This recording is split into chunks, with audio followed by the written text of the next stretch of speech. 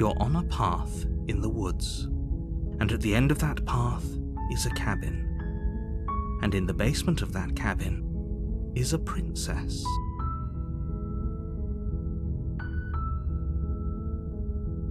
You're here to slay her. If you don't, it will be the end of the world.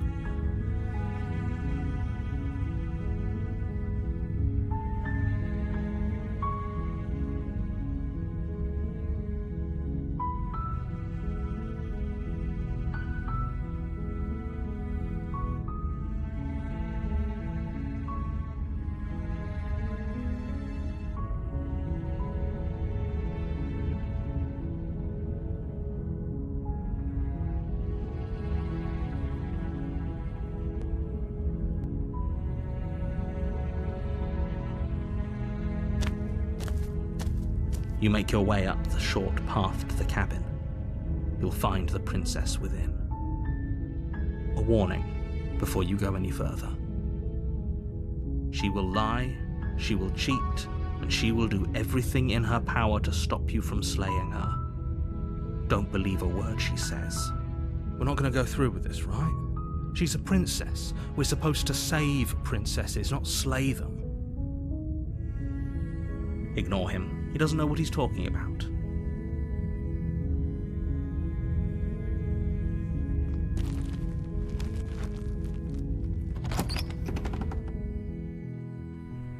The interior of the cabin is almost entirely bare. The air is stale and musty, and the floor and walls are painted in a fine layer of dust. The only furniture of note is a plain wooden table. Perched on that table is a pristine blade.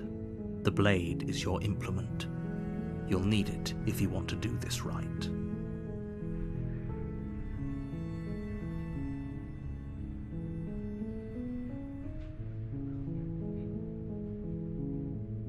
You take the blade from the table. It'd be rather difficult to slay the princess and save the world without it.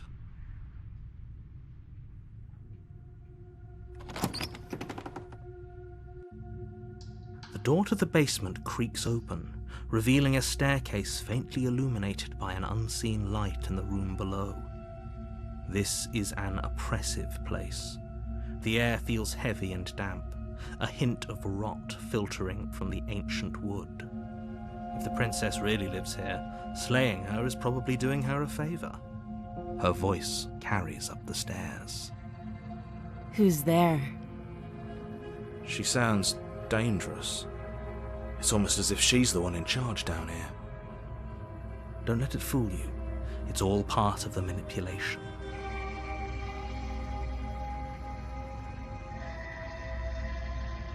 Good. You're still listening to reason. You walk down the stairs and lock eyes with the princess. There's a heavy chain around her wrist, binding her to the far wall of the basement. She's so coldly beautiful. Is she really a threat to the world? Focus on the task at hand. And there you are. Are you here to kill me or something?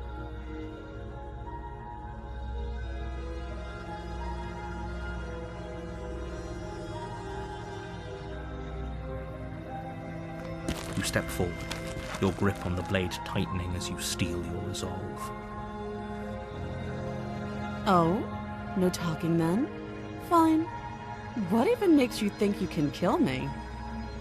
I'm probably chained up in this basement for a reason, right? And if that knife is the only weapon you have, you'll have to get close enough to use it.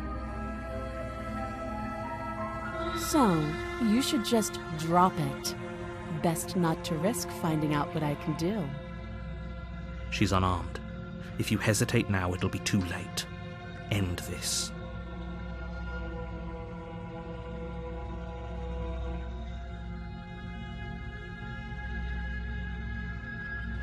You lunge forward without a moment's hesitation. You feel flesh easily give way and look down to see your blade already sinking deep into her heart. Oh. This is it, isn't it? I'm almost embarrassed. I should have seen that coming. But I have to wonder, do you actually believe this was enough to kill me? It's like she's convinced she can't die. Yes, even as she lays there dying, she entirely believes herself to be alive and well. But it's over, isn't it? She stopped breathing moments ago, that arrogant look still plastered on her face. But is it over? Really over?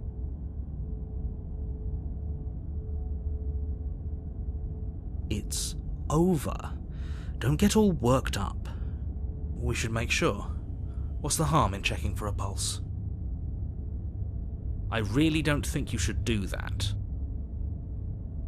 And why shouldn't we? Is there something you're not telling us? I've told you everything that's happened with complete accuracy. The princess is dead. Your blade pierced her heart. There's no coming back from that.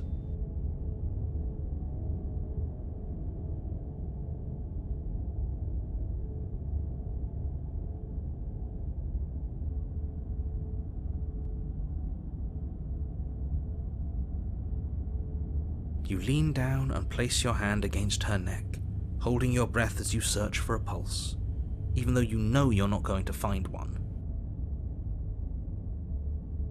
We definitely won't if you keep talking. I'm sorry, do you want her to be alive?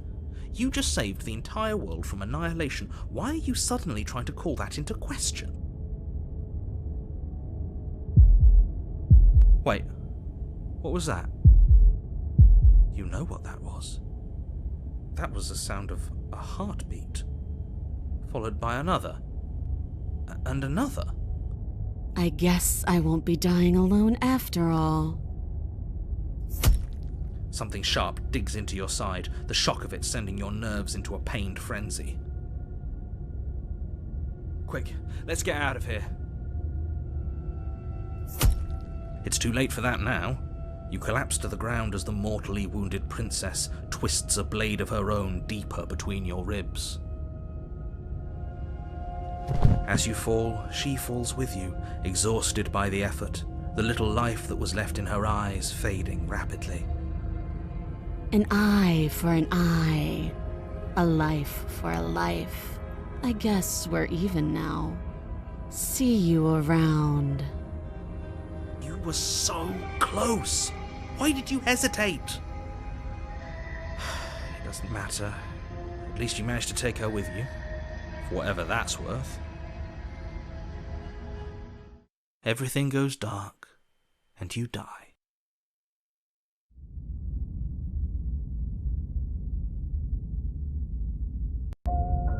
You're on a path in the woods, and at the end of that path is a cabin. And in the basement of that cabin is a princess. You're here to slay her. If you don't, it will be the end of the world.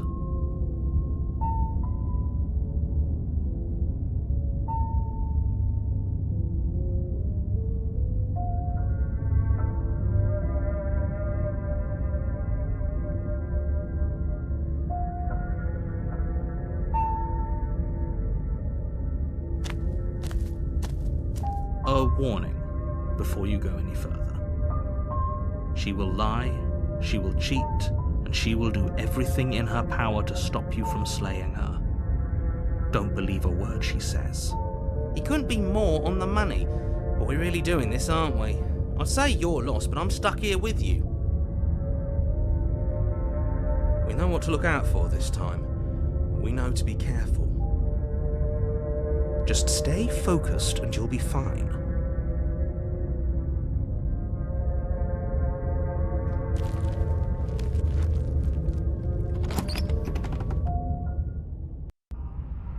The interior of the cabin is a jagged mess of warped wood and broken boards, their splintered edges as uninviting as shattered glass. The only furniture of note is a pointed table with a pristine blade perched on its edge. The blade is your implement.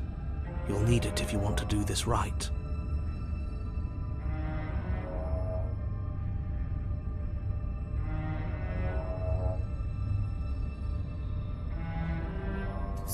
You take the blade from the table. It will be difficult to slay the princess and save the world without a weapon. Feels a bit better to have a weapon in our hands. Let's make her hurt for what she's done to us.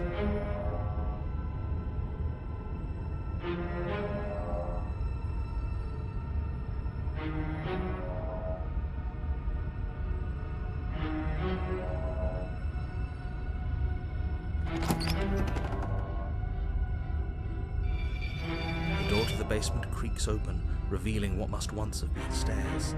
The fractured slats look as if they've been torn from their source and violently jammed into the wall. The air seeping up from below has an almost metallic quality to it, like the smell of fresh blood. And you can hear what sounds like the rhythmic scraping of metal coming from down below. If the princess lives here, slaying her would probably be doing her a favour. Scraping? She's not even trying to hide her knife. It's like she wants to get in our head. That sound could be anything. It's probably just her chains dragging across the floor. I am begging you to get out of your head. Her grating voice carries up the stairs. I hope you've come to rescue me. I've been stuck down here forever. There is something so wrong with that voice. Yeah, she thinks she's better than us. Like she doesn't even have to put on an act this time. As you descend the final step, the form of the princess comes into view, her sharp eyes following you from across the room. Finally, somebody! Quick, get me out of these chains. We're not safe here. Come on now, we're not falling for that, are we? She's trying to trick us, but she can't hide that threatening edge to her voice. She just wants us to get close, to let our guard down. If she sounds threatening, it's because her mask is already slipping. She knows why you're here. You are armed, after all. What are you waiting for? You are here to rescue me, right?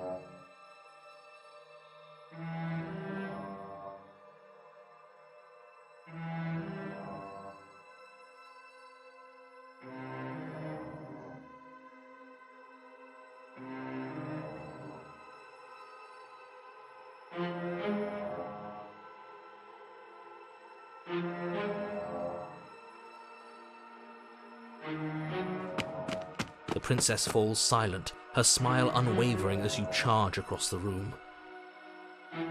Okay, she hasn't pulled out a knife yet, and her hands are still behind her back. I think we can do this. I think we can win. We just have to strike now, but make sure you keep your eyes on those hands. I don't trust her for a second. But your focus is broken by the horrible sound of metal slicing through meat. Whose meat? Not ours, right?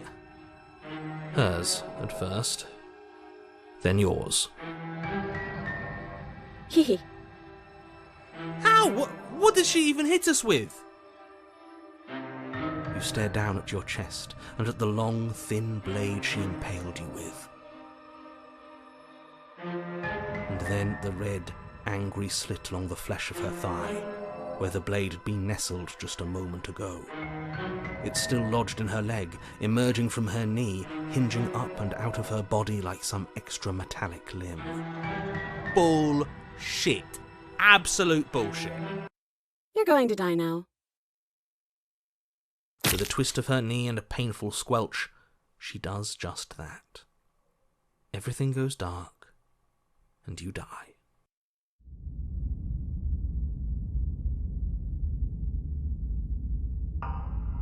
You're on a path in the woods. No, fuck that. If we're going to have to keep doing this over and over and over again, we're not starting in that goddamn woods every time. We're starting in the fucking cabin. You're what? The interior of the cabin is sharp, a constricting mess of curved and battered sheet metal pushing you towards... Wait, excuse me? What just happened? What did you just do? I feel dizzy. Oh ho ho ho!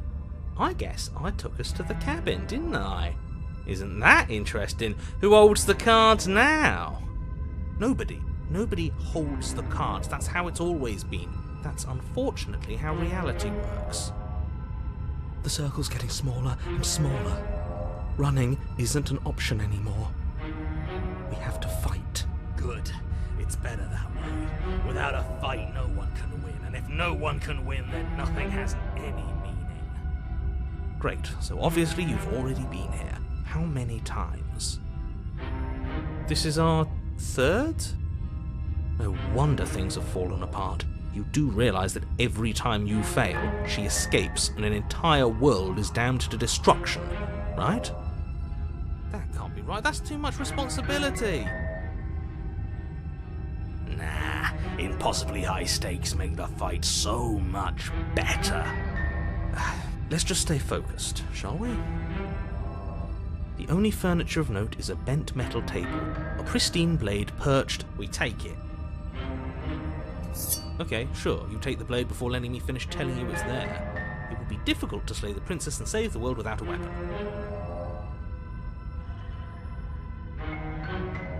This feels right. We just have to keep our senses sharp. That's right, we've got to be able to win eventually. We will win eventually. Hell, we might even win now. That's a fighting spirit I like to see. You could all learn a thing or two from this one. I'd love to get started just as much as you would, but how are we supposed to get down there? You walk through the door. You do know what doors are, right?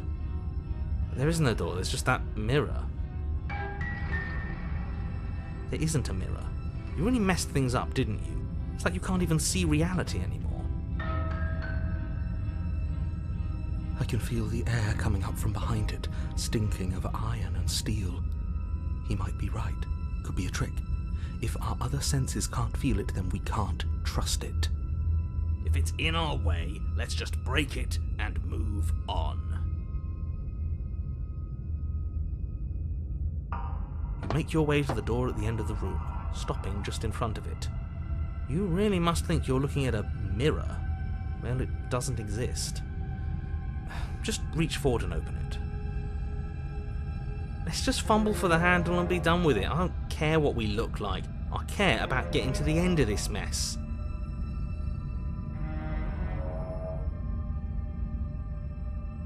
You reach forward and place your hand on the door to the basement. It creaks open. And the mirror's gone. How surprising. It was never there. Just an illusion. Let's just get to the princess already. I didn't care about the mirror before, and I care about it even less now. Guess it's time for us to see her again. Just stay focused and you'll be fine. You step forward, but you don't get a chance to linger on the basement stairs. They are smooth and flat and metallic, an unintentional and unfortunately slippery ramp that quickly sends you skittering to the bottom. Your body tumbles onto the basement floor and the form of the princess comes into view, standing at a distance. She gives you a wry smile. Hi, it looks like you don't have a way out, so I'm not going to play dumb anymore. But don't worry about how bad you did last time. That's part of the fun. She's got another thing coming if she thinks we're going down easy again. Pride makes us dead. The only thing that matters is survival. Actually, does survival matter? We've died twice and nothing bad has come of it. We just need to find a way to win once. Nothing bad has come of it yet. Plenty bad has come of it. You've left at least one entire world to ruin. The people there mattered. The past isn't real. There's only here and now. Your internal bickering is cut short by the wet sound of slicing meat. From the princess's arms erupt twin blades, glistening with her blood, the empty flesh of her arms flopping at her elbows like torn sleeves. The chain clatters to the floor. She's loose, and she is coming for you. You're going to make me walk over to you, aren't you? Shit. She's coming for us and I'm out of ideas.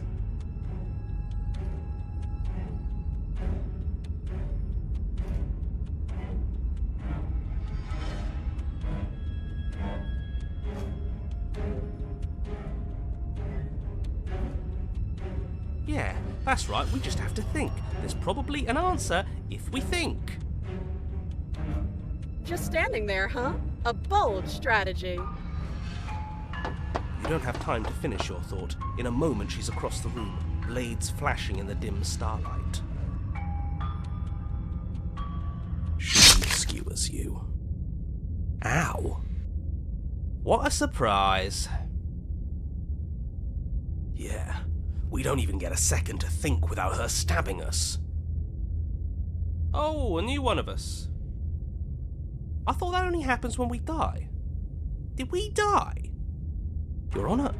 No, you're in a... Where the hell are you? I think we're dead. And that's all we'll ever be. Dead, dead, dead, dead, dead. Stop saying dead, all of you.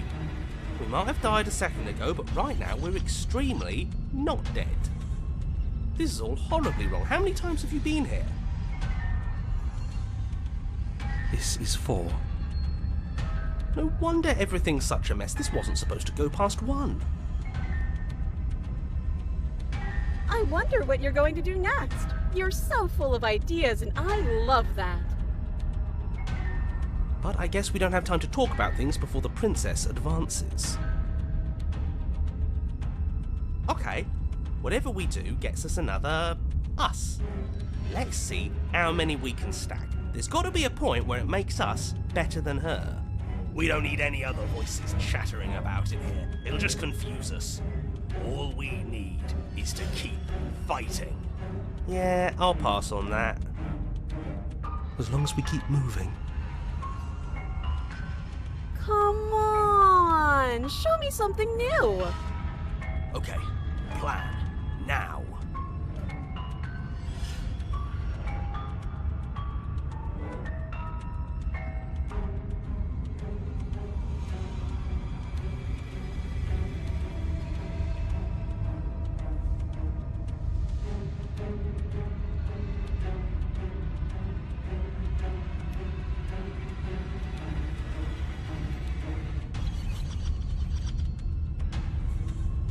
She's going to kill this body either way, so stop feeling what it feels.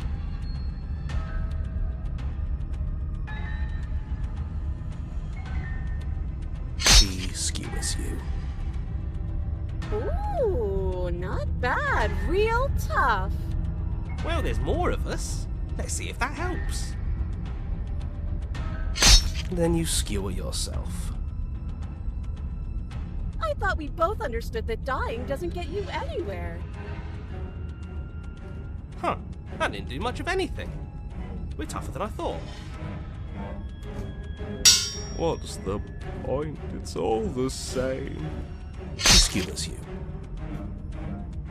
Oh, don't give up on me just yet. You gotta keep going. It doesn't matter how many times this takes, we can't give up. Okay, let's go again. Compliment her on those gleaming blades. There's nothing better than a capable woman. She skewers you. You're cute. See? We're getting better. Okay, yeah, that was a good one. Just panic! Flee! She skewers you. No, you don't get to escape. That's not how this works. We're getting close to something, can't you feel it? One last time. You're right. One last time, that's all we need. Let's appeal to her better nature. We haven't tried that. I'm sure she'll listen to reason. She skewers you. And then everything goes dark, and you die.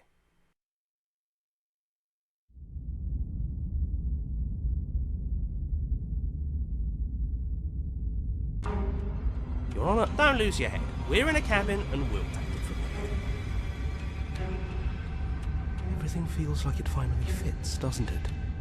We're up here, which is different, and different is good. And our steel claw is already in our hand. Ho-ho! What if? Throw it out the window. Over my dead body. That won't be very hard. We've died a lot. But I can't say I mind anymore. Besides, what better way to die so very many times than at the sharp hands of a beautiful woman? Sure, I can think of a better way to die. They're all the same, really. How about we stop thinking about horrible ways to die? I don't want us to accidentally manifest anything. The only thing we're gonna manifest is finally ending up on top. There are entirely too many of you. How many times have you been here? This isn't good. This is... How about you stick to describing things, and we'll stick to doing them? Yeah, leave it to the pros. We'll notch up that win in no time. Narrator, we heroically stride through the door and towards our destined final encounter with our star-crossed lover. Fine by me. You walk to the door and onto the basement stairs, only it's more of a slide. We know. Fine, I'll just shut up then and speed this whole thing along. Are you sure you don't want me to describe the stairs, or this room, or anything? It feels like I'm hardly a part of this. Don't care, just want to win. Fine, you make your way to the basement, where the princess awaits you. You know, this last time I killed you, and you didn't pop right back up again? I thought I'd actually done it. I thought I'd cut you into so many pieces you just weren't able to stitch yourself back together. But I guess we're not done. That's okay with me. It's good even. I like that. I got something ready for you while you were gone. Do you want to see it? I'm not going to wait for an answer. I'm just going to show you. It's worth it though. Just you wait. And not for very long, because I'm going to do it right now.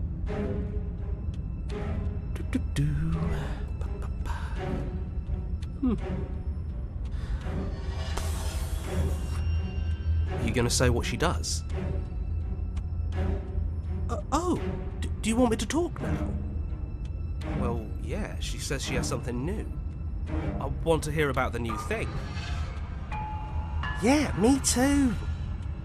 I think I speak for all of us when I say that I would like to hear you describe her new thing. Really? Okay then. Here we go. Now. The princess's skin twists, splitting into red blooms of raw meat as it stretches and tears. And then it erupts. She becomes a wave of blood and viscera, pieces of her splattering against the walls. All that remains in the center of the room is a skeleton of blades. A heart beats furiously in its cage of a chest. Are you ready for what comes next? Holy shit! She's gorgeous. Absolutely divine. Yes, behold the perfect woman. Do you think we can throw her out the window? That looked painful. How is she still alive? Heart's still beating, that's all she needs. This is fake. This is all fake. That's all just made up. She doesn't even have a back anymore. How are we supposed to stab her in it? This is all just a sick joke. I hate existing. We're screwed. I quit. I'm done. Forget it. This Narrator, is all just a we sick determined. Forget it. Narrator, what just happened? It's so quiet.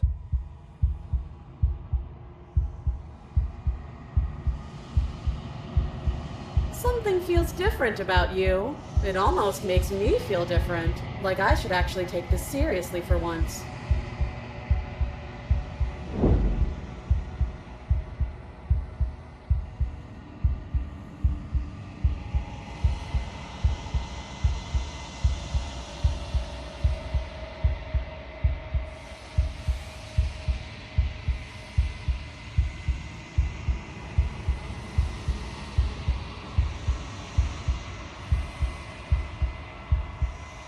You're incredible.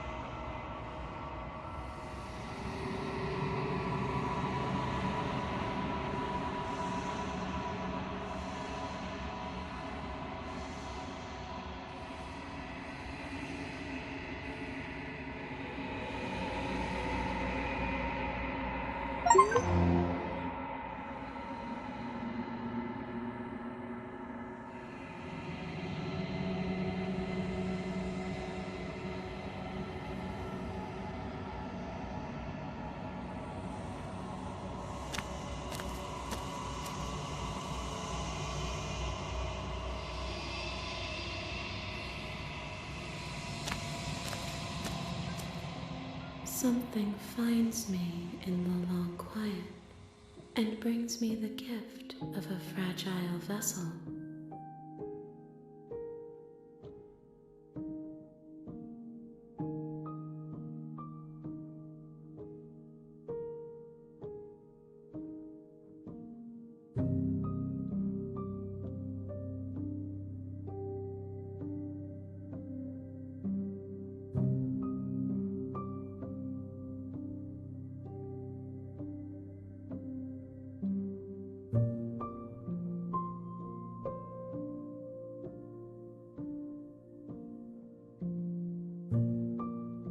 She is part of me, and part of me is her.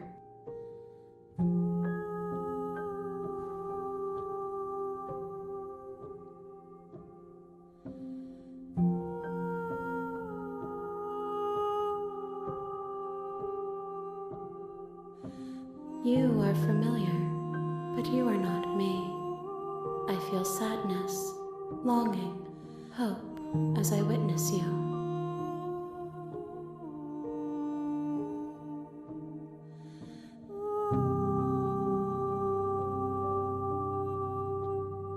I have only just now stirred to consciousness. I could not have trapped you here, and I too yearn to be free.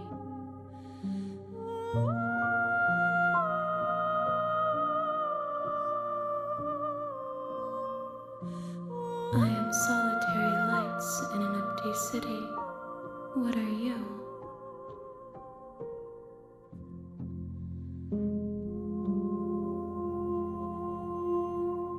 Thoughts without connections, a dim and nascent network.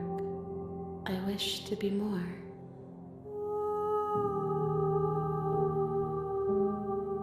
I think that you are like me. We are oceans, reduced to shallow creeks.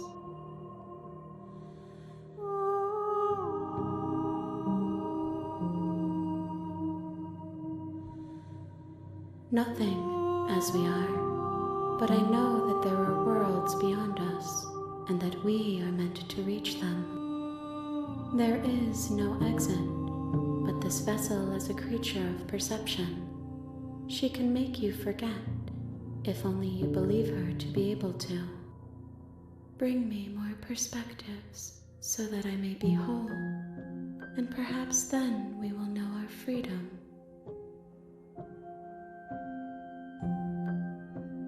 More than you have found, but less than there are to find. I am infinite. The rest will find their own way home. I have not lived. I am not afraid to die.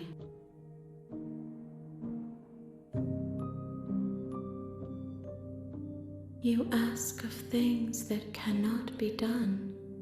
To destroy is merely to reshape, to remold.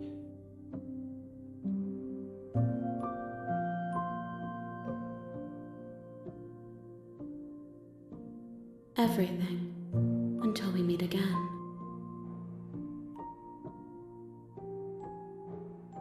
She asks that I tell you to remember her. You won't.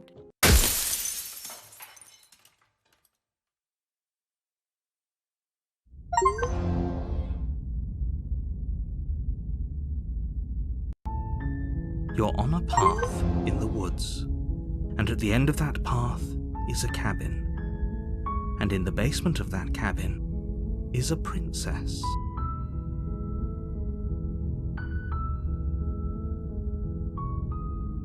You're here to slay her. If you don't, it will be the end of the world.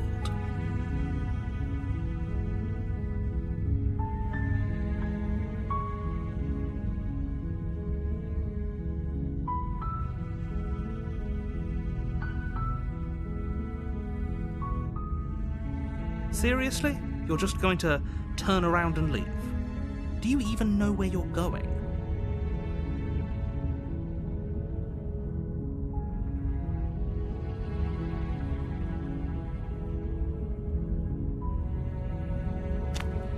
Fine. I suppose you just quietly continue down the path away from the cabin. Good. What we're being asked to do here is wrong. Better to wash our hands of this whole situation than to take part in it. Ignore that annoying little voice. He doesn't know what he's talking about.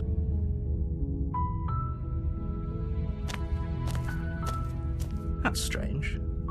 It looks like this path also leads to the cabin. How convenient. Everything's back on track again. Maybe the world can still be saved after all. You're really keen on wasting everyone's time, aren't you? It's remarkably selfish, if you ask me. I've already outlined the stakes of the situation. If you don't do your job, everyone dies. Like, dies. Forever.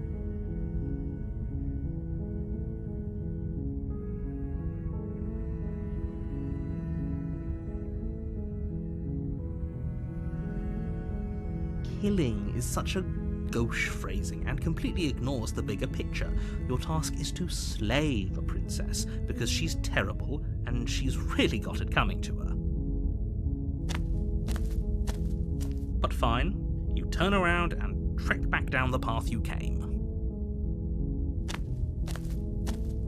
Oh, would you look at that? You're at the cabin again. Now, I'm not normally one for superstition or astrology, but I have to say, it seems like the universe itself is doing its best to bring you to your fated confrontation with the princess.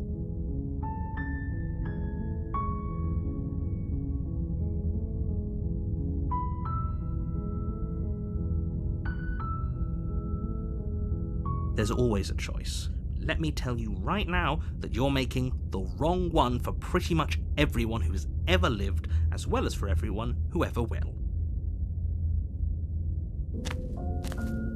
And here we go. As you trudge into the woods, something strange starts to happen. At first, it's little flickers out of the corner of your eyes, glimpses of familiar wooden structures through the leaves. But as you focus on your surroundings, you start to realise that those flickers weren't just a trick of light. In every direction, there is a path and a cabin. And not just a cabin, the cabin. An infinite fractal of paths and cabins desperately trying to draw you back to where you need to be. Wait, what's going on? But you're too stubborn for that, aren't you? It doesn't matter how many paths or cabins appear around you, you're just going to do whatever you can to shirk your responsibility because you care more about irritating me than you do about the fate of the world. You've doomed us all, you know that, right? But of course you do. Otherwise you wouldn't just wander off into the forest in search of certain death.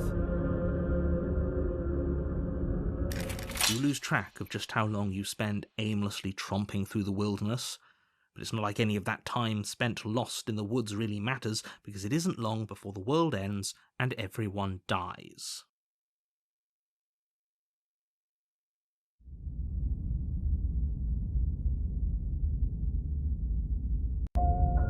You're on a path in the woods, and at the end of that path is a cabin. And in the basement of that cabin is a princess. You're here to slay her. If you don't, it will be the end of the world.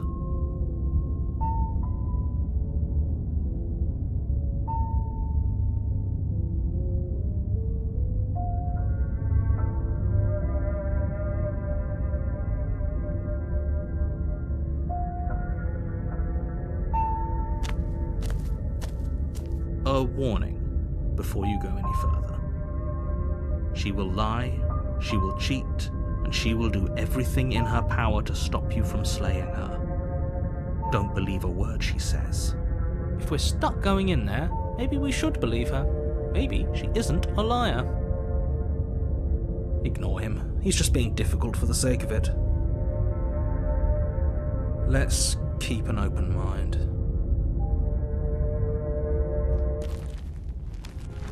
The cabin interior is wrong. A confusing patchwork of many cabin interiors, all projected across what's almost the same space. But it's all shifted. An inch here, a foot there, such that the seams are never quite visible enough for the place to make any sense. The only furniture of note is a plain table, its legs all the wrong lengths, its material devoid of feature.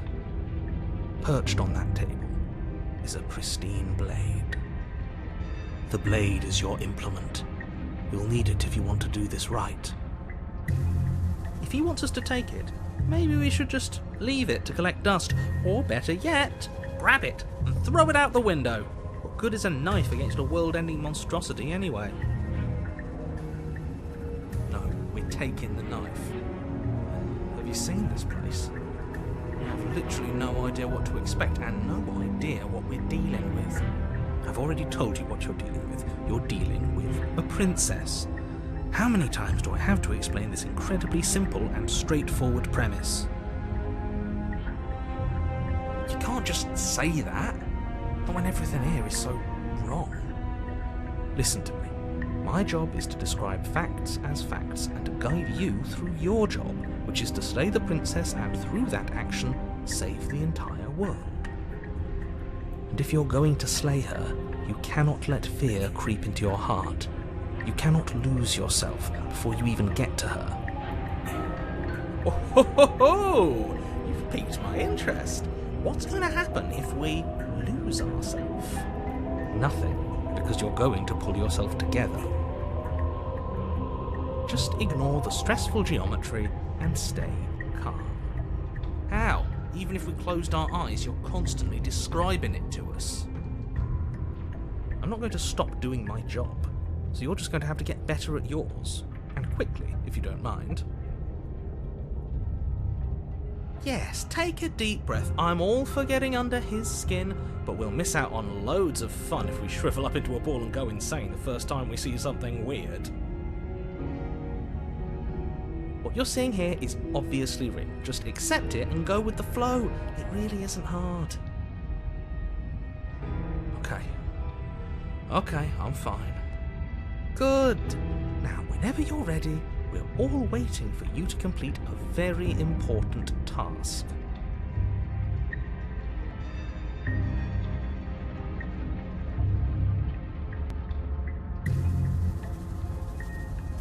You take the blade from the table. It would be difficult to slay the princess and save the world without a weapon. Okay, fine, you took the knife, but you really shouldn't hold it like that. Then how are we supposed to hold it? The other way, thumb at the bottom. We'll look much cooler and more serious if we hold it with our thumb at the bottom. It really doesn't matter how you hold the blade, as long as you have it. Just make a choice.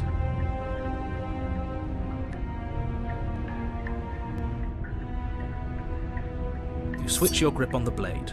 Congratulations. Yes! Isn't this so much better? Okay, fine. You're right. This does look a lot better. It really doesn't matter. Just get on with it and deal with the princess already.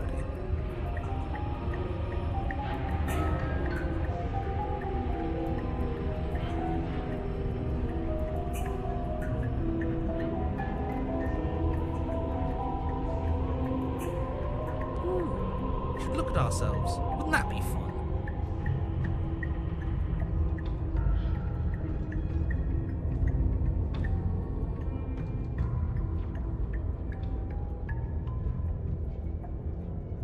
There's definitely a mirror. There isn't. You insisting it isn't there just makes me want to look at it even more.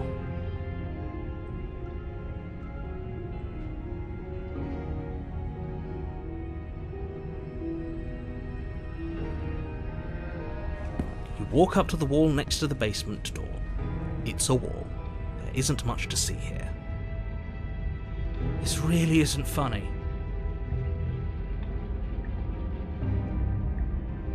You reach forward and rub your hand against the cabin wall. I hope you know how ridiculous you look right now. But it was there a second ago. Now it's gone. You know that taking the mirror away from us isn't going to change things, right? We'll find it again, and then we'll see whatever it is that you don't want us to see.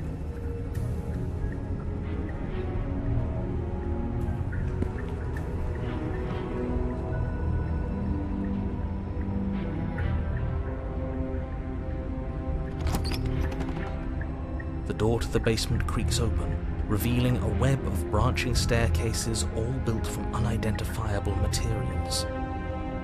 Nothing here seems to belong, and the closer you examine your surroundings, the more confused you get, your head throbbing with the effort of making sense of this place. None of the stairs even seem to go anywhere, let alone down. The air here has a sickening, almost sludge-like miasma to it. the kind of indiscernible quality that comes from the blending together of every scent there is at once. An odour that is simultaneously everything and yet the sum of it all coalescing into a thick, nauseating nothing. If the princess lives here, slaying her is probably doing her a favour. Her voice, a disquieting collage of tone and personality, drags up the stairs. Hello? Hi. What are you doing here? Are you here to kill? No, thank you. Oh, don't be such a baby. I don't want to do this. Let's just turn around and leave. This feels wrong. This feels like a trap. Like whatever we do, we're gonna die. But we already tried turning around and leaving, didn't we? And he threw up a wall. No way to go but forward. And whatever choice we make, whatever she is, we know one thing for sure. And what's that? That the fate of the world hinges on your success? There'll still be plenty of ways to ruin his day.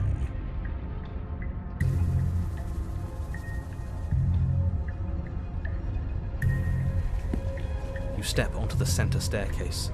Paths wind out around you in all directions, each step branching into its own staircases, which branch into their own staircases, and so on. You aren't quite sure if yours is taking you up or down, but at the very least, it's taking you somewhere. You concentrate on where you are, careful not to stray onto any of the many splitting branches that tempt you on all sides. You wouldn't want to have to backtrack to yours once you'd made a decision that took you someplace else. And so you take one careful, focused step after another. 1 foot down, another foot down, another after that.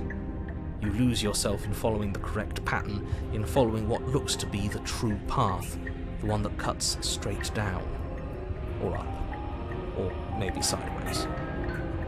But no matter the direction it goes, it certainly is the most true path. You know that much.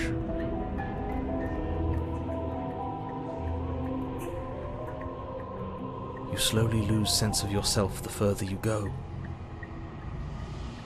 Time disappears, and you can feel yourself begin to untether.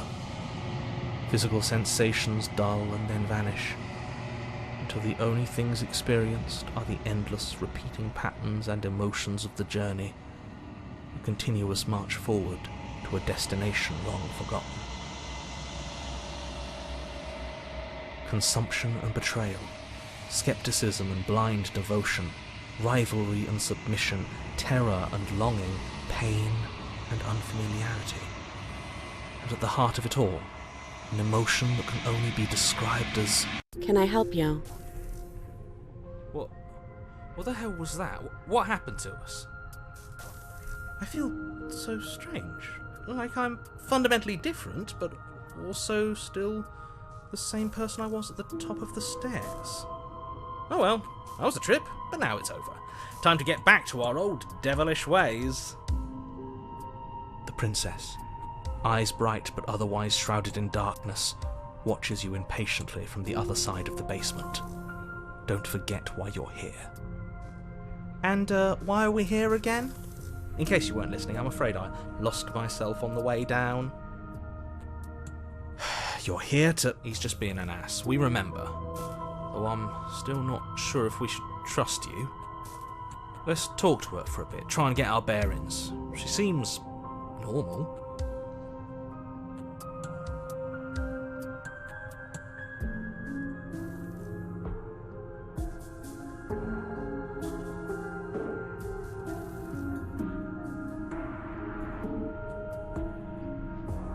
Princess.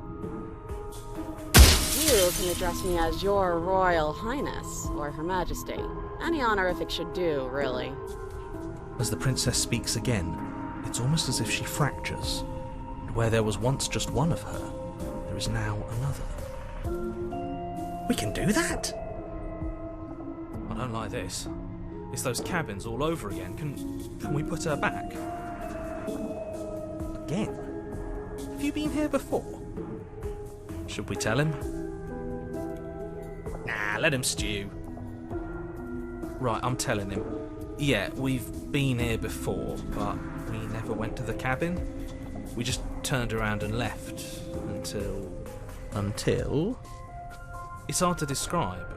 Until the only thing we could see was the same cabin going on forever. And then you told us that the world ended and we died. And then we woke up, and I'm pretty sure you're familiar with all the rest of it. It seems to me like you saw something you weren't supposed to have seen. If only you'd listened to whatever words of wisdom you were given in that other reality. But what's done is done, isn't it?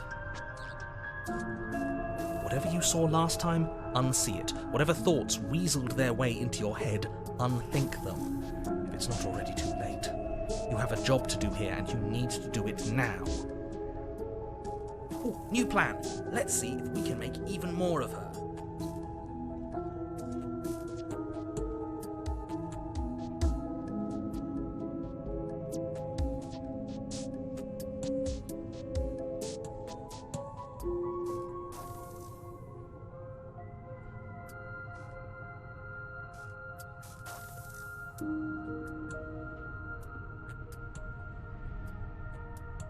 There must be something wrong with you. I'm the same as I was a moment ago. Do you need help? Not that there's much I can do, all chained up like this, but I'm the only one down here. So if you need anything, I'll do my best. She fractures again. I don't like where this is going. Neither do I. Which is why you need to slay her now before things get more complicated than they already are. How would we even do that? Where would we start? You could always start by stabbing her. Which her? Any of them. I don't know about you, but I'm sure glad we took that knife with us. I can't believe someone suggested you toss it out the window. Can you imagine? I don't think we're going to be able to put her back. Kind of hurts to think about it, doesn't it? It's like everything we say just multiplies her. It certainly looks that way, so please, for the love of everything, stop asking her questions and stop stalling. You're obviously just making things worse.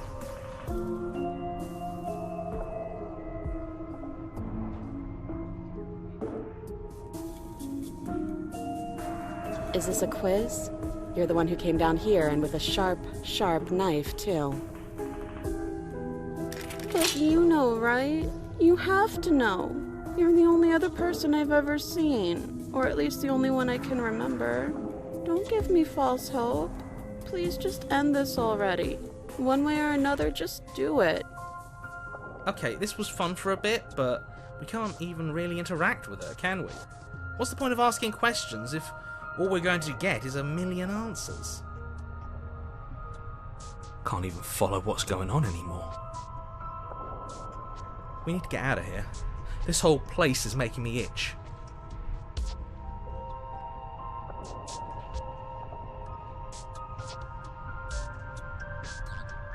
Wait, that's not right. Go on. Take a step forward. Your foot lands, but it lands different.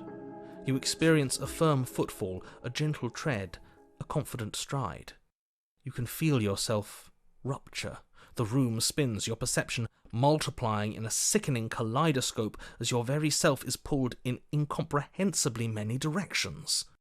All at once you charge forward, not aiming to slay the princess, just as you strike at her bindings and leave her to languish alone.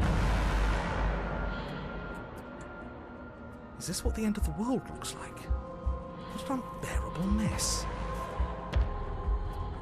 But this... we can't... Do you not have anything witty to say? I could use a good bit of wit right now. No, I don't, because this isn't fun. How are we supposed to have fun if everything is happening at the same time? It's the same as nothing happening, and nothing is excruciating. Luckily for all, nothing and everything doesn't go on forever. The world and the princess collapse in on themselves before it all falls apart. I think he's gone. We were never going to salvage this, were we? What happened to us? What are we? There are parts of us that are dead, and others, they just don't fit. We can feel them moving around in spaces they don't belong. It's all so uncomfortable. Did you do this? Did we do this? Can you pull us back apart? Can you fix us? We should help her. I think we did this.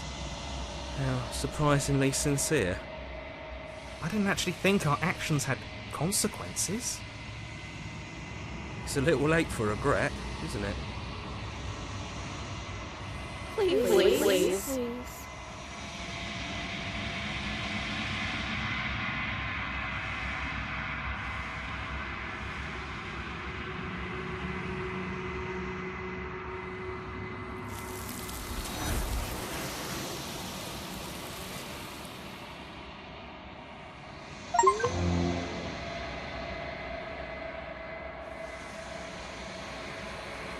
She's gone. Where did she go? Should we try and find her? And there's that mirror again. Why is it here? Why now?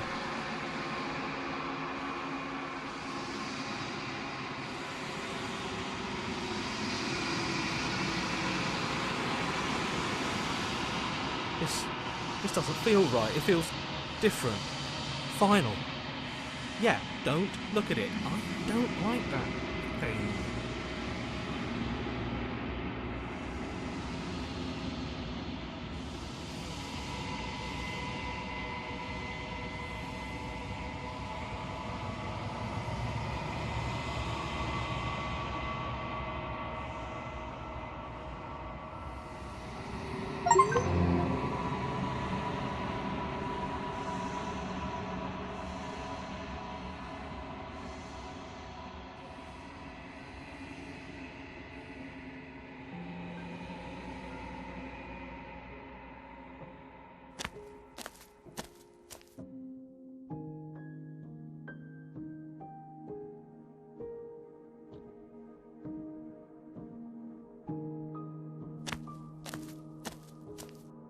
Flickering lights in empty cityscapes become pockets of vitality and movement. I am more than I was before. Whenever you are ready, I will wipe your slate clean once again.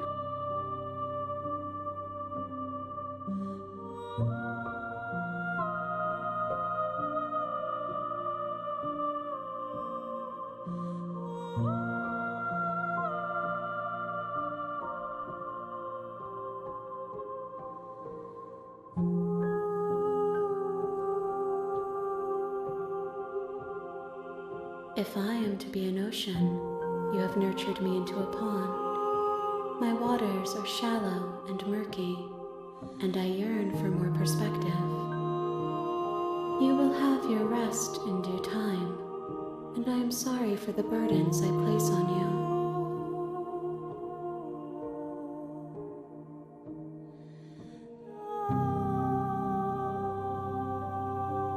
Is a child the same as an infant? I am an unbroken pattern, but every vessel gives fresh perspectives and carves new avenues of expression. I am different, but I am the same.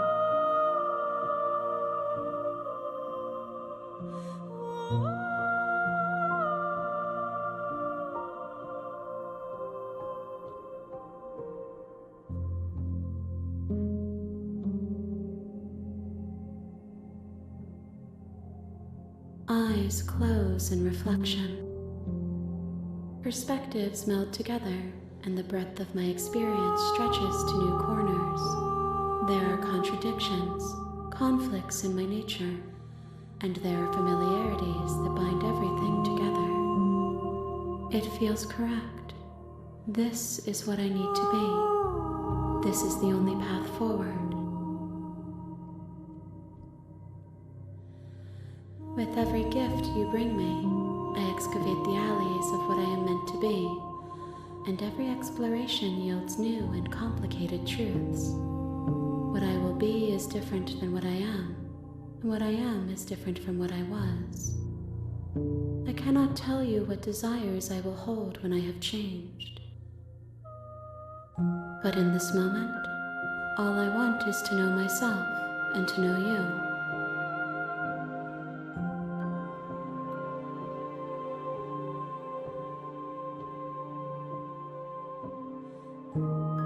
There is still much to be seen.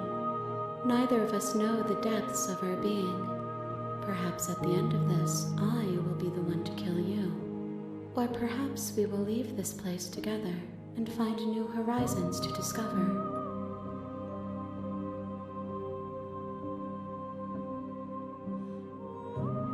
Those paths lead to worlds you've already seen, and to perspectives I have already made my own. They are useless to us now, inaccessible. The only paths of value are those that are yet untread.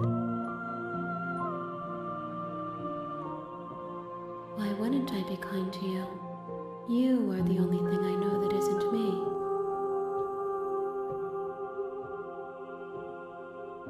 Gifts aren't what someone tells you to bring them. My joy isn't seeing what you choose. There are no wrong answers, and every perspective illuminates my shadows and shares new secrets. These ones are a contradiction, a winding kaleidoscope of paths and wall. They are stretched into a shape not unlike me, but it is a shape they cannot hold. They will make for a rich and vibrant heart. Do not mourn them, for they will finally get to know themselves.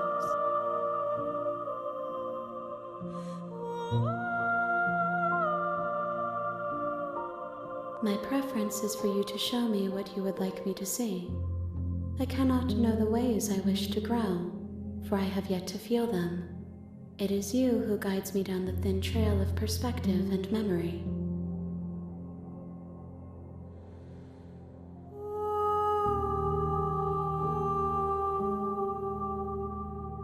The vessels are shaped by memories of you, but they are drawn to the edge of the long quiet. To them you are a gate to something more, and you are something more than that, too. But they are only thoughts and perspectives. They are not me. The wounds they've suffered carve texture around my heart. Without them, I would be as I was before. I would be alone and without sensation. I could not feel the joy of having you by my side, for I would not know your absence.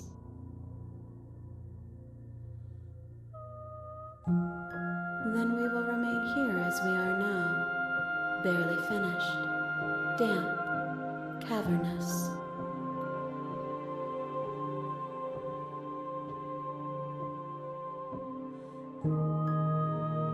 I will long for your return, but it will give me time to reflect on what I am. We will meet again.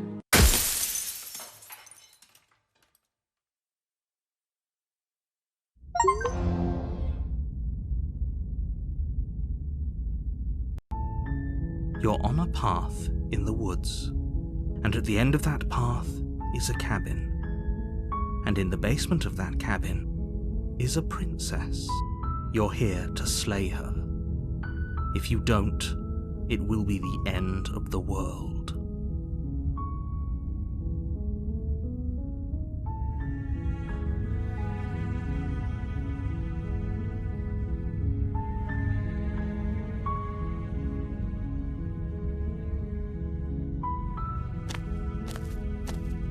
You make your way up the short path to the cabin. You'll find the princess within. A warning before you go any further. She will lie, she will cheat, and she will do everything in her power to stop you from slaying her. Don't believe a word she says.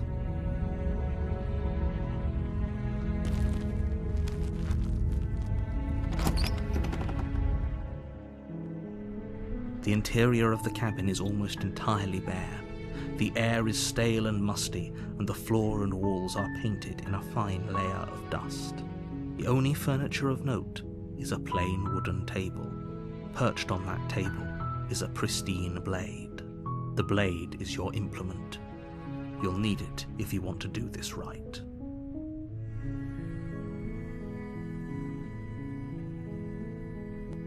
You take the blade from the table. It'd be rather difficult to slay the princess and save the world without it.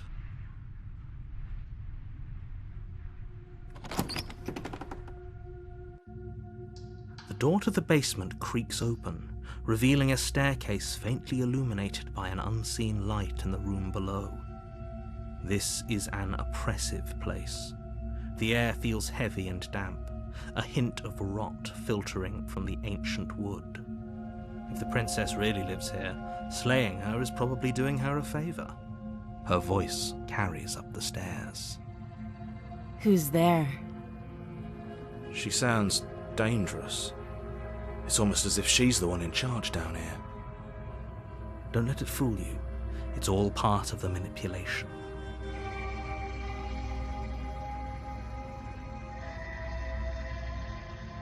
Good. You're still listening to reason. You walk down the stairs and lock eyes with the princess. There's a heavy chain around her wrist, binding her to the far wall of the basement. She's so coldly beautiful. Is she really a threat to the world? Focus on the task at hand. And there you are. Are you here to kill me or something?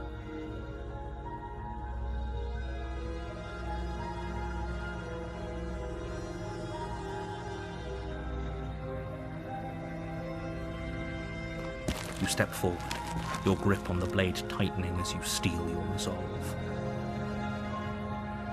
Oh? No talking then? Fine. What even makes you think you can kill me? I'm probably chained up in this basement for a reason, right? And if that knife is the only weapon you have, you'll have to get close enough to use it. So, you should just drop it. Best not to risk finding out what I can do. She's unarmed. If you hesitate now, it'll be too late. End this.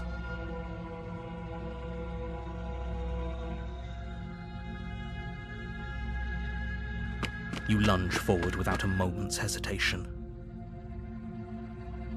You feel flesh easily give way and look down to see your blade already sinking deep into her heart. Oh. This is it, isn't it? I'm almost embarrassed. I should have seen that coming. But I have to wonder, do you actually believe this was enough to kill me? It's like she's convinced she can't die. Yes, even as she lays there dying, she entirely believes herself to be alive and well.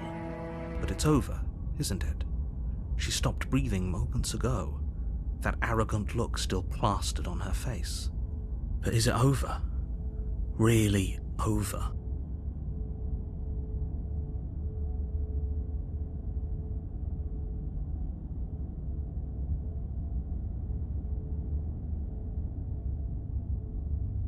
Yes, exactly. It's over. With your work done, you make your way back up the stairs, closing the door to the basement behind you. Why do I feel like we've done something terrible? You did kill someone. Greater good or not, something would be very wrong with you if you didn't feel at least a little bad. But it was for the greater good. One of these days that will sink in and help ease your guilty conscience. But that day isn't today. Let's just get out of here.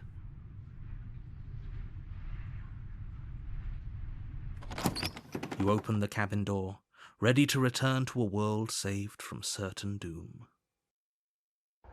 Only, a world saved from certain doom isn't what you find. Instead, what you find is nothing at all. Where a lush forest stood mere minutes ago, the only thing in front of you now is the vast emptiness of some place far away. What happened? Everyone is fine. It's just that you and the cabin are now far away from them. Don't worry. You'll be safe here. This is good. Everyone is happy. You'll be happy.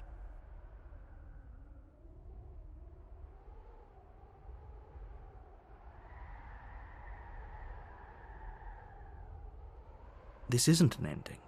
In fact, now that the princess has been slain, endings are a thing of the past. No. This is the beginning of eternity. Your reward. This is what's best for everyone. Trust me. Time passes. You can't be sure if it's days, or months, or years, or even decades. It's all a wonderful, boring blur. You've never been happier. Psst. Hey. We're not just going to stay here forever, right?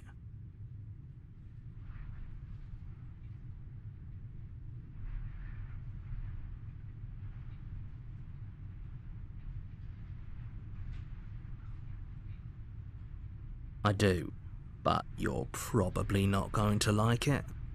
The blade. We can use the blade to get out of this. I can hear everything you say, little voice.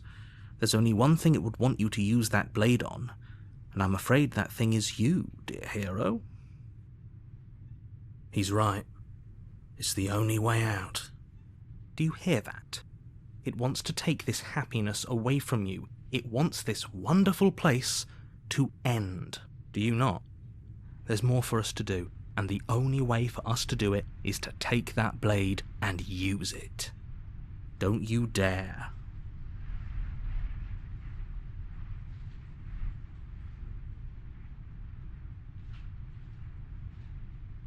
Thank you. I made this happy little place for you. Is this not a good enough reward for saving the world? An eternity of bliss? You ingrate? Fine. Whatever. For the first time since time stopped meaning anything, you throw open the door to the basement and walk down the stairs. The princess's body is dust and bones, though the blade you used to slay her is still as pristine as the day you first held it. You pick up the blade, you stab yourself, and you die. The end. Nice knowing you.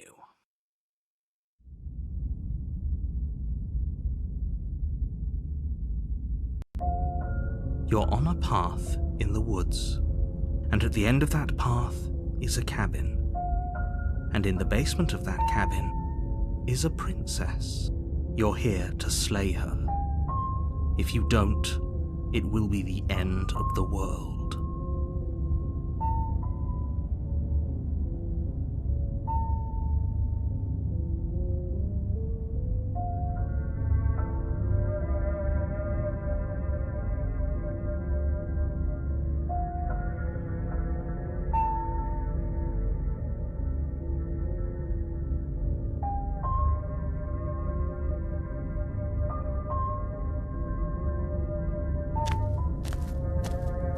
A warning before you go any further. She will lie, she will cheat, and she will do everything in her power to stop you from slaying her. Don't believe a word she says. She won't be a problem.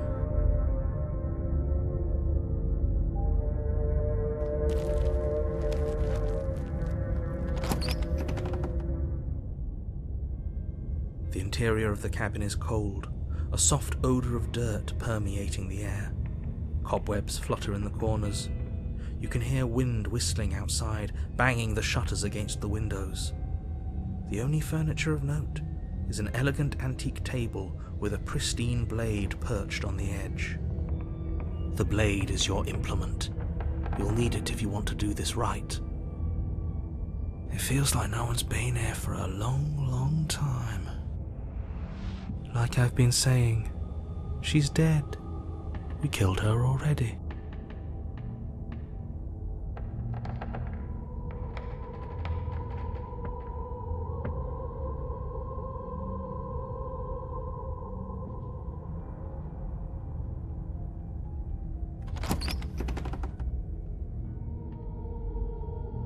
The door to the basement groans open, revealing an old banister and a creaky wooden stairwell.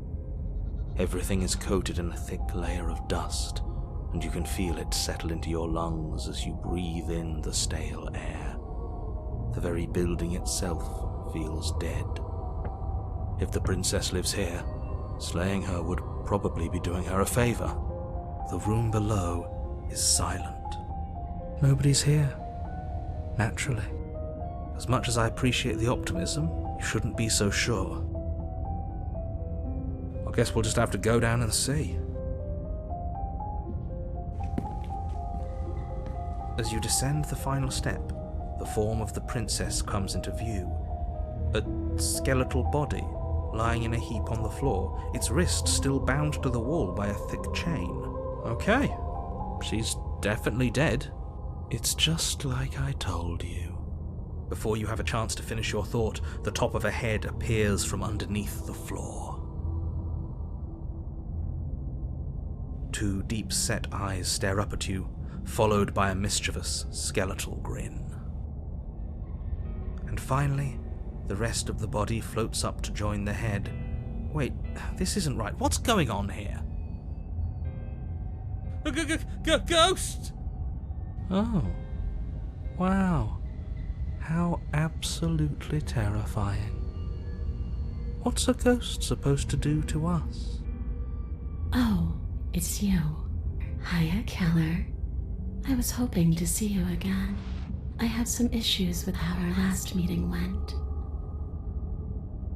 The princess drifts across the room into your orbit, gently running her fingers across your shoulders and down your neck as she circles you.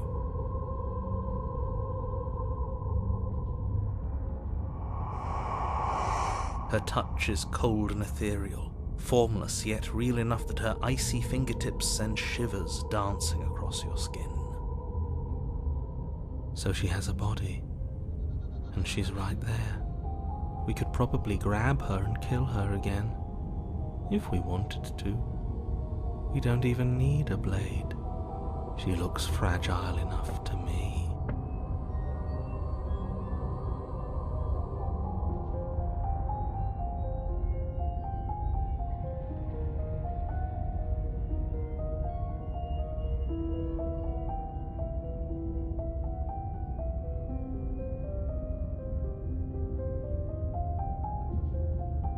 Before she can suspect a thing, you lunge forward and grab her arm.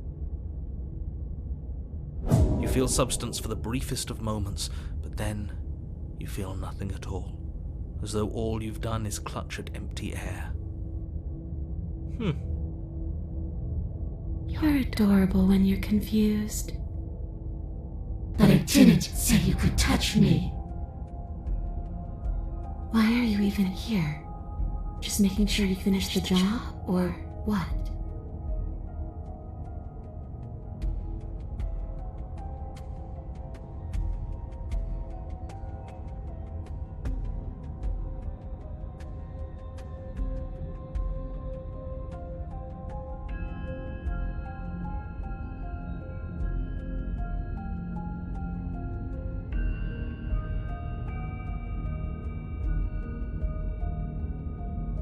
This isn't a solution. Nobody wins here. You're... Oh, she's upset, isn't she? You're abandoning me here? It would seem so, yes. After everything you've done to me, you've chosen to do more? The princess starts to float erratically from side to side, her cold exterior melting away. But if you just leave me, then I'm really just going to be stuck here forever. Then there's nothing we can do. It's just going to go on and on and on and on, lonely and sad and hurting and empty.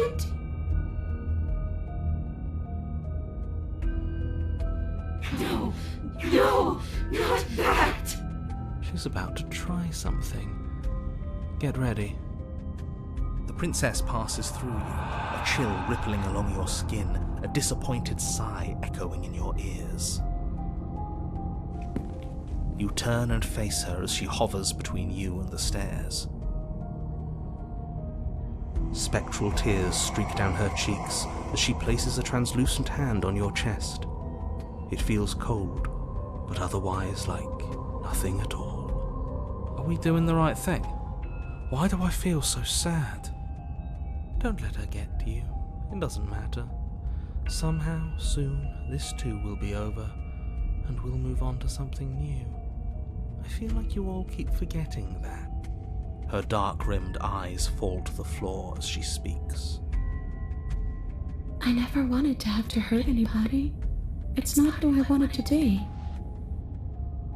The tears on her cheeks vanish. She lifts her head, sorrow replaced with wrath, staring into you with fiery anger. But I guess you've turned me into something worse. She forces her hand into your chest, and then... Yes? Nothing happens. Are you sure about that? Something should have happened. And yet it didn't. We're fine.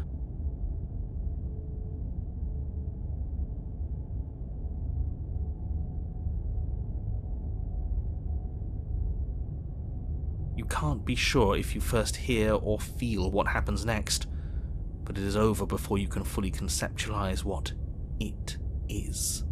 A horrific splintering, the squelching of organs, the rending of tissue, an icy, numbing pain. I'm done asking. The next time I see you, I'm taking everything I owed, starting with your body. If you won't choose to give me my freedom, I'll just have to make you give it to me. She's real now. Pity we don't have a weapon. Your last moments are spent a helpless witness as she rips her hand from your chest, holding your still beating heart in her clenched fist. But that's ours! See you soon, killer. She crushes it, blood and ruined vascular tissue leaking from between her fingers, dribbling unceremoniously to the floor. Everything goes dark, and you die.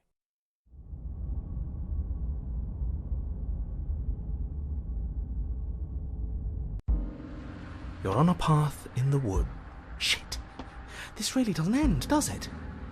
It doesn't matter if we kill her, it doesn't matter if she kills us, it just goes on and on and on and on and on.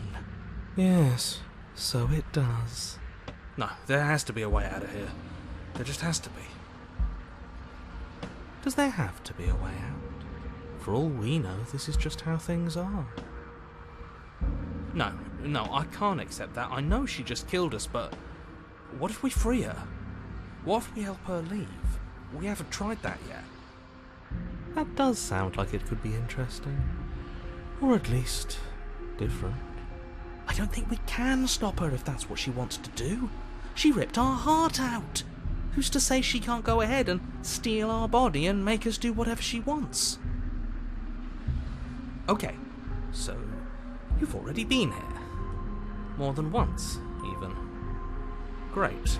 So you probably already know all about her and all about the threat she poses to the world. Then let me remind you how catastrophic it would be if you helped her leave in any way. If she gets out, the world ends and everyone ends with it, yourself included. Oh, threatening us with death, are we? And why should we be afraid of anything? We've already died twice. Doesn't mean much to us anymore. All death has done is shunt us back to these woods, where we're forced to listen to your empty warnings again and again. This place feels a bit different though, doesn't it? I don't even know what I'd call it, but it's definitely not the same path in the woods anymore.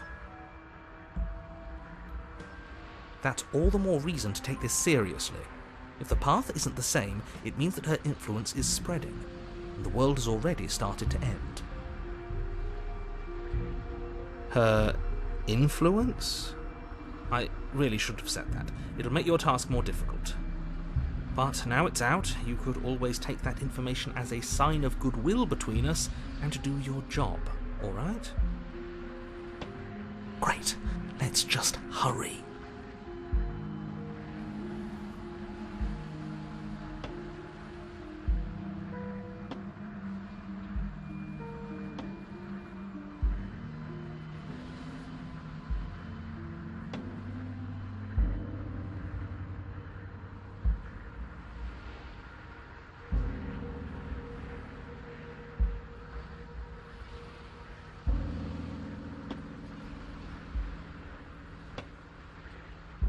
you continue down the path towards the cabin. It isn't long before you're steps away from your destination. I don't think you need any words of warning. I think you know what's in there, and despite your protestations, I think you know what you need to do. I don't like any of our options here. It feels like we're being driven down the tracks to some awful inevitability. There must be something we're missing, something that would make everything make sense. Maybe letting her out really is the answer. Whatever. You don't want to listen to me? Do it then. Let her out. See what I care. It sounds like somebody's about to crack.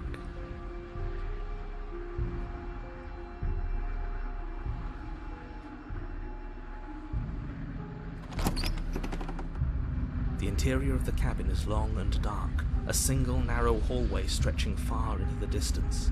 Curtains billow out from tall windows on either side, obscuring the path forward, fluttering helplessly as opposing gusts of wind rush into the building, clashing and joining and driving everything forward. The only furniture of note is... that's strange. What's strange? Is it the mirror? The mirror? No, there isn't a mirror. What's strange is that there isn't much of anything in here at all, aside from the curtains. There's supposed to be a pristine blade. Why isn't there a pristine blade? What do you mean there isn't a mirror?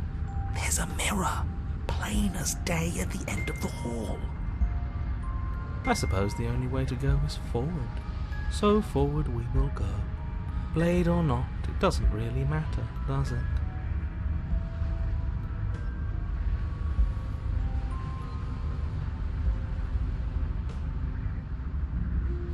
You slowly make your way towards the gaping maw that awaits you. Your fraying nerves buzz with trepidation, the chill wind raising your hackles as it gently pushes you forward, towards the darkness at the end of the hallway. You can't shake the feeling that you're being watched. Oh, do we? Do we feel like we're being watched? I hadn't noticed. At least you're admitting to it now. You stop as you reach the end of the hallway, I presume in front of whatever mirror isn't actually there.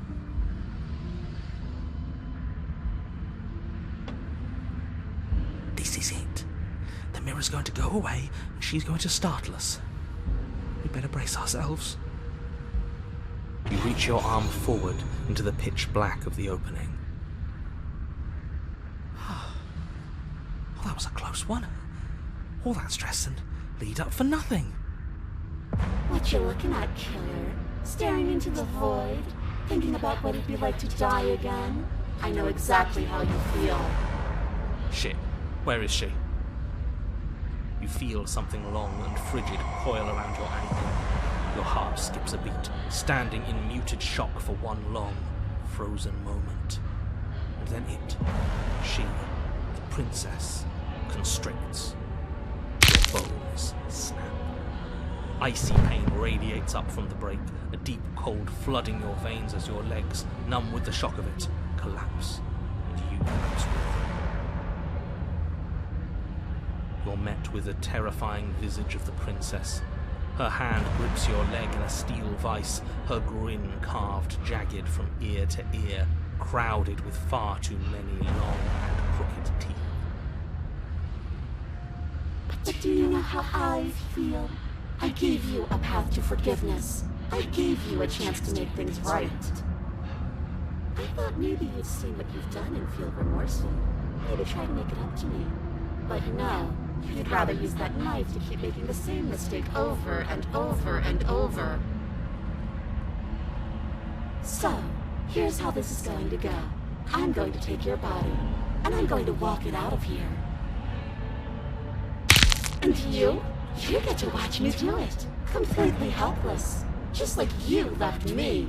Okay, maybe letting her in isn't the best idea. She clearly hates us. And what's your point? I thought you wanted to get out of here. This is a way out, and it's different. We might as well take it. Yeah, but not like this. She's going to make it hurt. Then turn off the part of you that feels things. Oh, like it's that easy? It is. Pain is just another sensation. If you can tolerate joy, you can tolerate pain. Except that pain hurts. Yes, that's what it does. That's the definition. Do we need to explain to you why pain is bad? You need to explain to yourself why it isn't.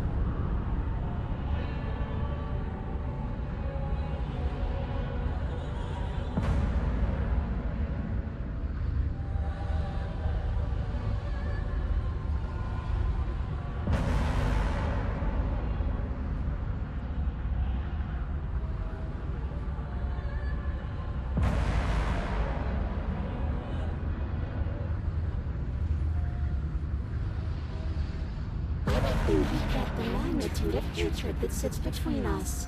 You've broken more trust than I thought I had. Oh, we're past the point of compromise. I'm taking your body, and there's nothing you can do to stop me.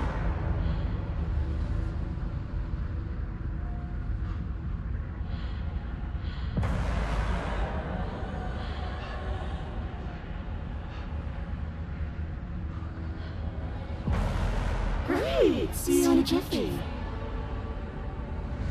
You remain pinned to the floor of the long hallway as the rest of the princess's body emerges. Her proportions all wrong, limbs bent and curling, moving in ways that defy your understanding. Her torso stretches until her face is practically touching yours, her neck cracking audibly as she twists to look at you from a fresh angle. Are you sure you can't do anything to help us? Can't you, like, manifest a rock right on top of her head? And crush you along with her? Not that I even can manifest a rock. Besides, I thought you all wanted to free the princess. Not like this. You don't even have a weapon, so I'm afraid you're out of luck, which unfortunately means that I, and the rest of the world, are out of luck too. Okay, deep breath. This is fine. This is fine. This is fine. What am I talking about? This isn't fine. It was better when she was a normal ghost. It is fine. Everything is always fine. These consequences have no real impact on us outside of momentary discomfort. I'm sure we'll be moving on soon enough. Your vision fades as she tears open the membrane of your soul. You're awake, eyes once again fixed on the long hallway, your vision swimming as the princess's command reverberates inside your skull. Her voice is all-encompassing. You feel wrong. It's so cramped in here. Like there's some sort of growth trying to push us all out. I know. You rise to your feet, though the pain in your ankle is blinding. Your body slumps against the wall, desperately leaning into it for support. I'd beg you to resist, but you've already surrendered your will to her, haven't you? You're the puppet master here. If this is the only way we could cut ourselves free from you, so be it. It's a new experience. You should try being possessed sometime. There's nothing else like it. There's nothing wrong with fixing your mistakes. I'll remember that. But I'll also never forget what you've done. Your body inches along the corridor, every step more difficult and painful than the last. Your joints stiff and unresponsive, the shattered bones of your ankle grinding ceaselessly, as if they're fragmenting, then reforming, then snapping all over again as you make your way towards the outside world. We're so close.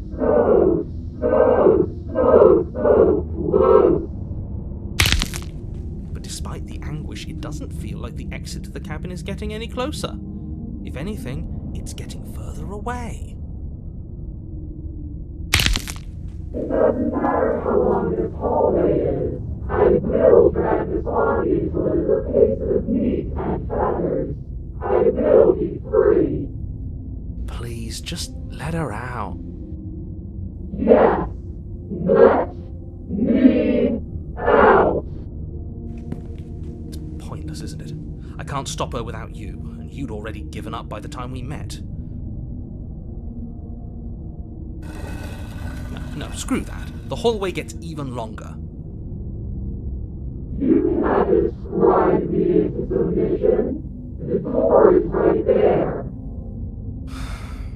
It really is, isn't it? I walk to it.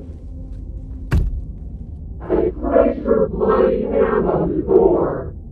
I make you twist the handle. Isn't saying all of this his job? He is gone. Oh, he really is, isn't he? I had a feeling you could deal with him for us. I did nothing. He dealt with himself. This is it then. The big moment. Finally, we'll get to see what's really out there. The handle clicks as we push forward. The air is different here.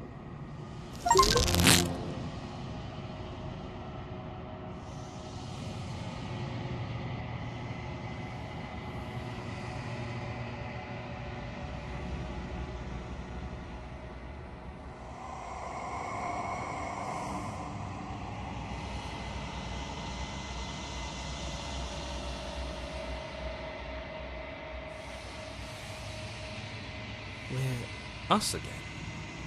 How interesting. Everything is gone. Except her. What is happening to me?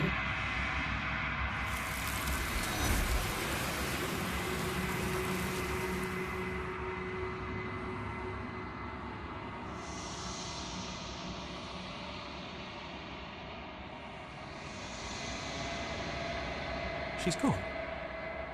Where did she go? Should we try and find her? And there's that mirror again. Why is it here? Why now?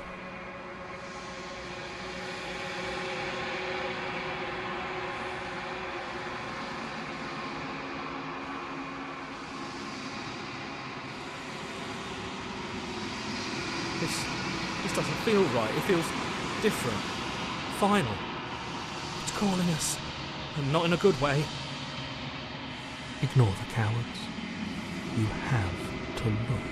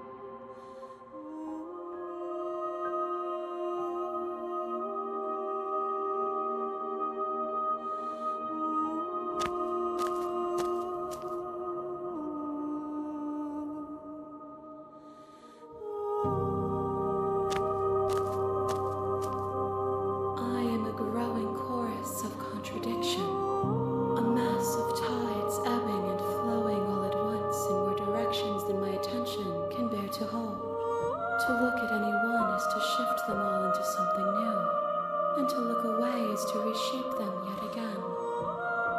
All of me is changing, and yet the rest of me is still the same.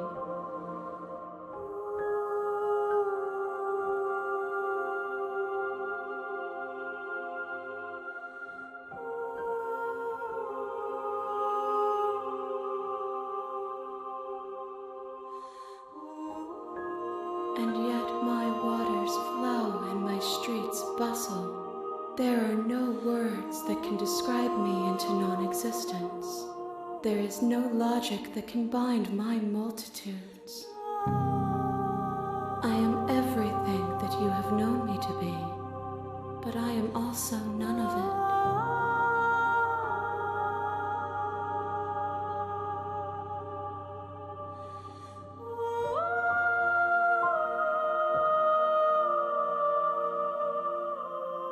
as easily as you can stand to be you. You are like me, even if you have chosen not to look at the corners of you that do not fit, even if you have chosen to ignore the brilliant contours of your soul. It changes me, but it doesn't make me worse, nor does it make me care for you any less. Does it make you worse? Do you resent me?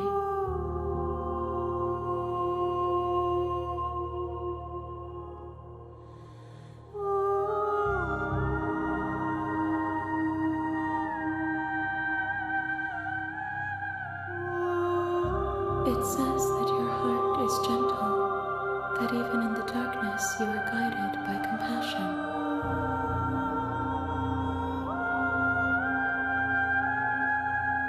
This one is loneliness turned to seething.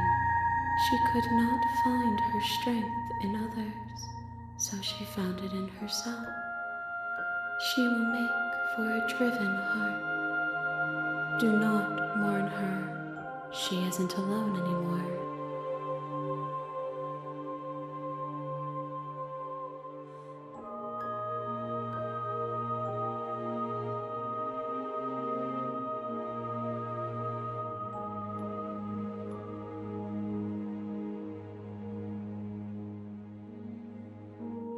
We will know when we near our destination.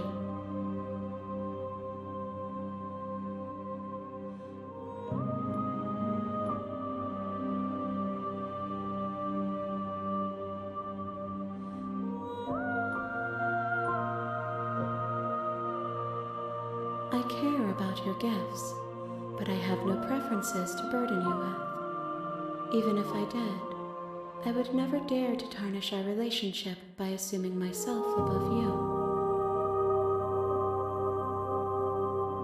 If that remains your choice when all is said and done, then you may try. But know that I do not wish you harm, even if you attempt to destroy me. My perspectives are shadowed. You have seen what I have seen, just as I have seen what you have seen. The angles of my vantage do not offer me hidden truths, and my attention is turned inward, except when you are here with me. Perhaps this will change when our work is done.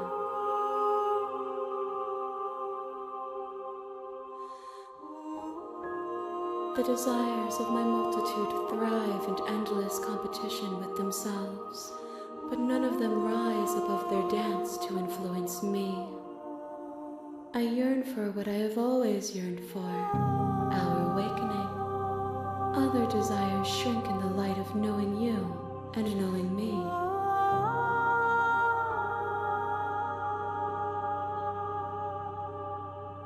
The tides do not dictate where they are pulled. A river does not dictate its outlets.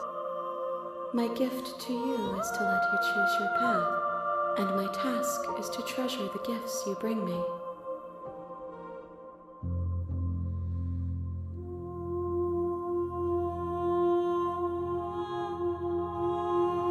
I will be here when it is time for us to meet again.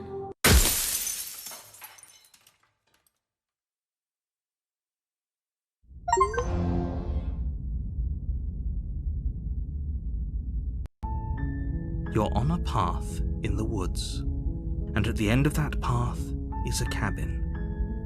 And in the basement of that cabin is a princess. You're here to slay her. If you don't, it will be the end of the world.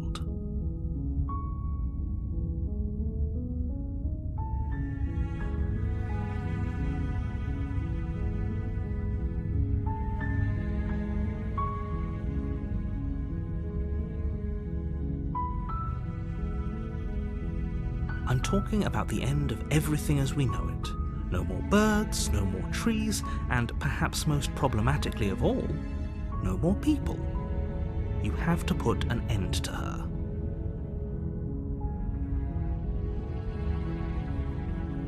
Don't linger on the specifics.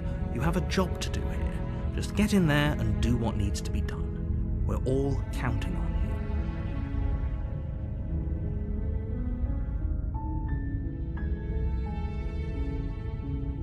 you. Look, you're already on the path that leads to the cabin.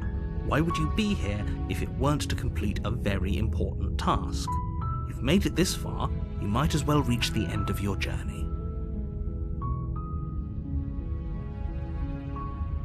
While I appreciate the mental exercise, we are running up against a bit of a ticking clock. Nevertheless, let me assure you, the princess is locked up because she's dangerous. She is not dangerous because she's locked up. And before you decide to waste even more of our time by asking how I know that, let me suggest a more pragmatic lens through which to view this situation. Causality doesn't matter here, because the end result is the same no matter what led us up to this point. If the princess leaves the cabin, the world will end, and there is no changing that. It's no use arguing semantics over a metaphorical chicken or egg, because the egg is hatched and it's about to ruin everything. Unless, of course, you do your job and slay her. Does it? Are you a monarchist? Is slaying a princess that much worse than slaying a fisherman or a miller or a seamstress? If anything, slaying a princess is much better than slaying a seamstress. Seamstresses contribute something of value to society.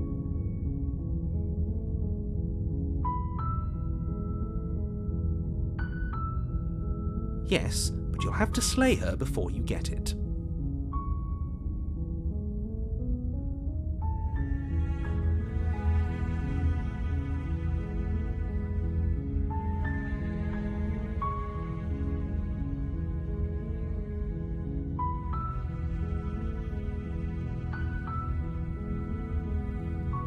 Then I guess we'll just have to see what happens. But a word of warning. If you go in prepared to hear her out, she could easily trap you in her web of lies. And the more you listen to her honeyed words, the harder it'll be to pull yourself out. Then each and every one of us is doomed. So sure, go, talk to her. See how that turns out for all of us. You make your way up the short path to the cabin. You'll find the princess within.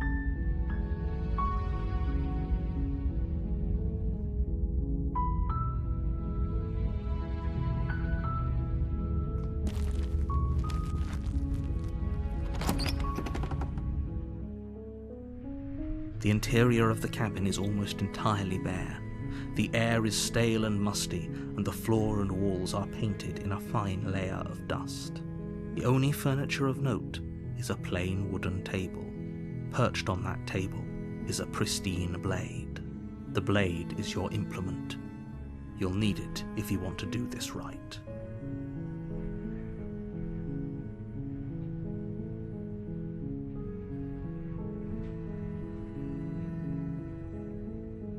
You take the blade from the table. It'd be rather difficult to slay the princess and save the world without it.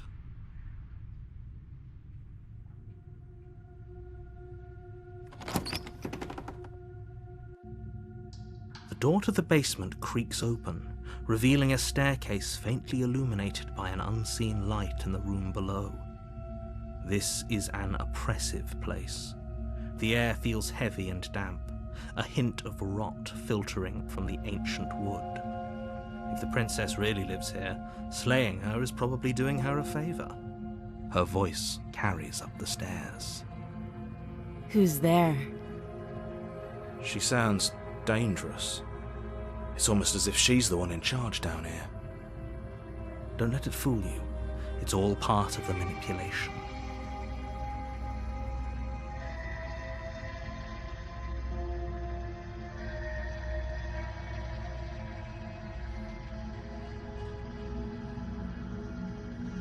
Don't be a stranger. It's been so long since I've had any visitors. Come on down. You walk down the stairs and lock eyes with the princess. There's a heavy chain around her wrist, binding her to the far wall of the basement. She's so coldly beautiful. Is she really a threat to the world? Focus on the task at hand.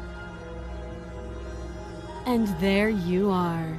Are you here to kill me or something?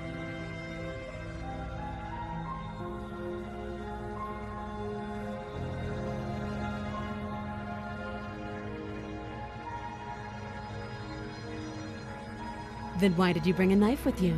How about you drop it, and then we can chat?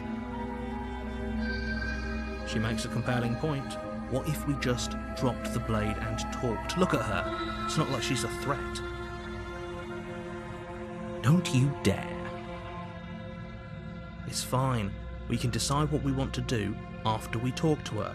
Maybe she really is a monster. But killing someone in cold blood isn't very becoming of us.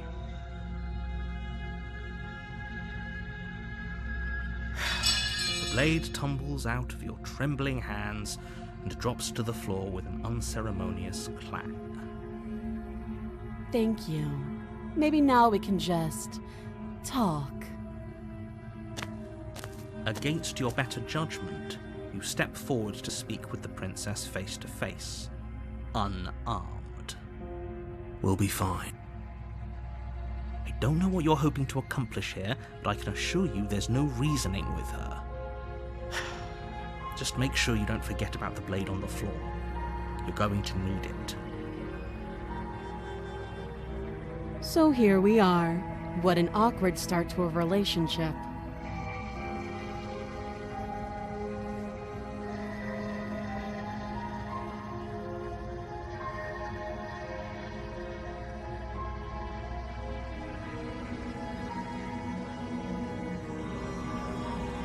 She hesitates before answering. You can address me as Your Royal Highness, or Her Majesty. Any honorific should do, really. Note the lack of detail. You can't trust her.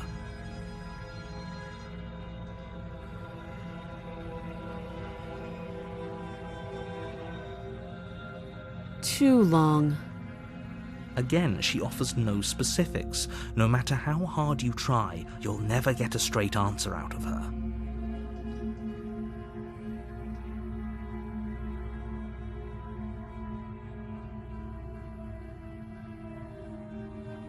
Don't just tell her that. Is that why they threw me down here? But I don't want to hurt anyone. I like the world, I think. I don't remember much about it, to be honest. I've been down here a long time. Just how long has she been down here? If I'm supposed to be capable of ending the world, then how did I wind up here, chained to a wall? Have they told you why I'm allegedly so dangerous?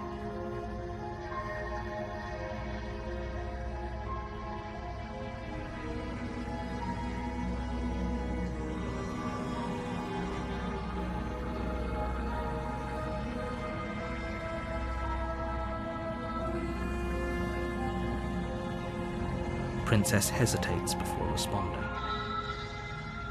She doesn't know. She's been down here too long to have any idea of what she'd do in another life. She knows what she'd do. She's just searching for whatever answer she thinks you want to hear. I don't think I can answer that question in a way you'd find meaningful. At the end of the day, whatever the two of us have going on down here is about trust. Whoever sent you to slay me claimed I was a threat to the world, but they didn't tell you why. That doesn't sound right to me, and I don't think it sounds right to you either. Otherwise, we'd be killing each other instead of talking. She has a point. There's a reason I've been telling you to question the situation, and there's a reason you've listened. So, I could tell you that I'd lead a quiet life in the woods, or that I'd open an orphanage, or that I'd do any other number of good things that I'm sure you think you want to hear. But you don't really know me, do you? What can my word possibly be worth in a situation like this? She's right about one thing. Her word isn't worth anything. Like I said, it's all about trust. Blind trust. So do you trust me, the prisoner, the victim, the princess clearly incapable of ending the world? Or do you trust whoever put me here? She's wrong. This isn't about trust. This is about risk. We stand to lose everything, all for the sake of one person, and a subjugating monarch no less.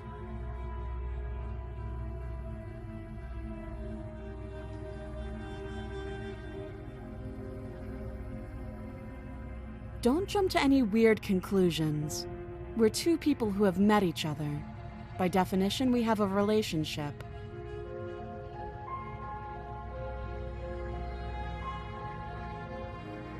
You can't.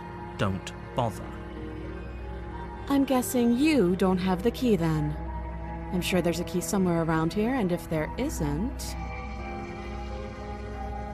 well, we can always put that knife to good use. Her sharp eyes settle on the edge of the blade. She isn't suggesting what I think she's suggesting, right? She is. I'm sure of it.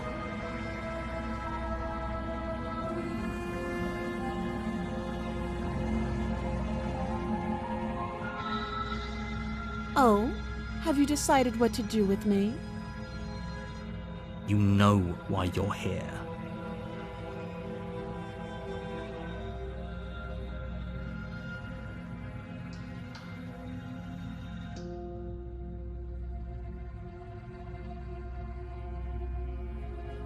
That seems like a pretty good compromise.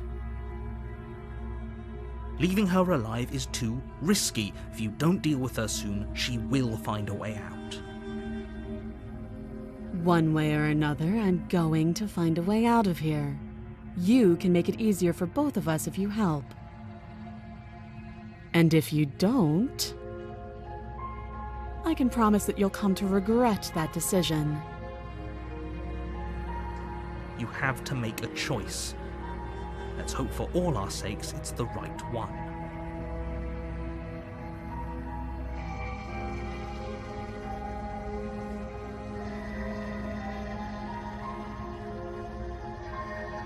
I know you think this is a fair compromise, but it isn't. No one wins here. It's a chance we'll have to take. We can make this work. If we just stay here and keep watch, no one has to die. You're making a mistake. You turn your back to the princess and make your way to the stairs. It won't be long before I slip these chains. And once I'm out of here, there will be hell to pay for leaving me behind. Slip these chains? She can't, right? She needed our help to get out of here. But do you hear the conviction in her voice? I don't think she's bluffing. Either way, she dropped her mask, didn't she? You can still turn around and finish the job.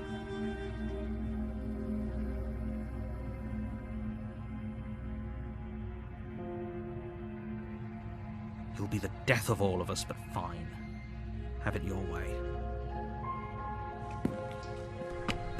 You close the basement door, locking it behind you and quickly barricading it with the heavy wooden table that once held the blade. Okay, we can make this work. You settle in against the far wall to watch the basement door. It isn't long before you start to drift off, your eyelids heavy with fatigue. But sleep doesn't come. Instead, your rest is broken by a piercing, wailing voice calling out to you from the other side of the door. I know you're still there. Why don't you make things easier on yourself and let me out? It's not like this little door will hold for very long anyways. It's probably a good idea to try to get back on my good side. She sounds terrifying. Like she's less of the princess you saw and more like something out of a nightmare. As she violently rattles the door, you do your best to shut her out of your mind. When I get out of here, I'm going to pick you apart piece by piece. forget what you did, and I'll never forgive it. You don't know the kind of enemy you've made tonight. It doesn't sound like she's getting any weaker. No, it doesn't.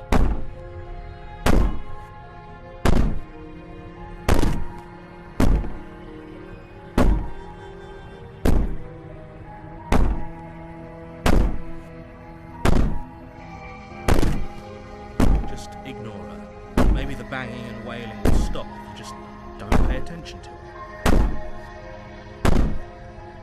You put the princess's threats out of your mind as best you can and huddle up against the wall. You jolt awake in the middle of the night to silence in the cabin. The ruckus has stopped, and the door to the basement is ajar, its lock broken, and the table shoved out of the way. Where is she? Thanks for helping me get out of that awful basement. You try and stumble to your feet, but as the princess draws near, it's as though your body simply stops working. It isn't all at once. The paralysis comes in waves. First your toes go numb, and then your feet, and then your legs. You lie prone on the floor of the cabin, unable to do anything but witness her approach. Whose side are you on? Yours, of course. But I have a duty to uphold the truth. Lying about the facts of the situation doesn't change them. So helpless. I can take my time with you, can't I? She steps closer, one silent footfall at a time, cocking her head in curiosity as you feel your organs shutting down one by one. Or maybe I can't take my time with you. You don't look well. A little green around the gills. What a shame. If you'd only helped me get out of here, we could have done such wonderful things together. Your lungs stop drawing in breath, and your heart freezes in your chest. You have seconds left. I'd say better luck next time, but we both know this is the end, don't we? It can't be. This can't actually be how everything ends. I'm sorry, but it is. Everything goes dark, and you die.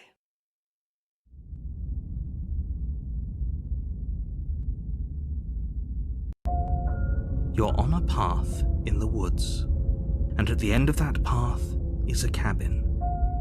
And in the basement of that cabin is a princess.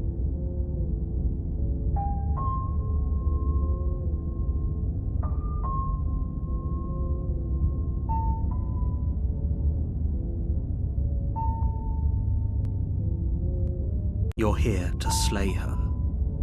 If you don't, it will be the end of the world. A terrible sense of déjà vu. No, you don't have that.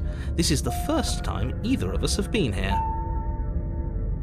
If he doesn't remember what happened, then maybe it's best to keep it that way.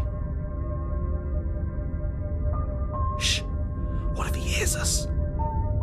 That's a very good question, little voice. What if he does hear you? Shit! I think you'll find yourselves very hard-pressed to keep any secrets from me. Not that it matters right now, because like I said, this is the first time we've met. Still, I'd rather not get off on the wrong foot. We've a world to save, after all.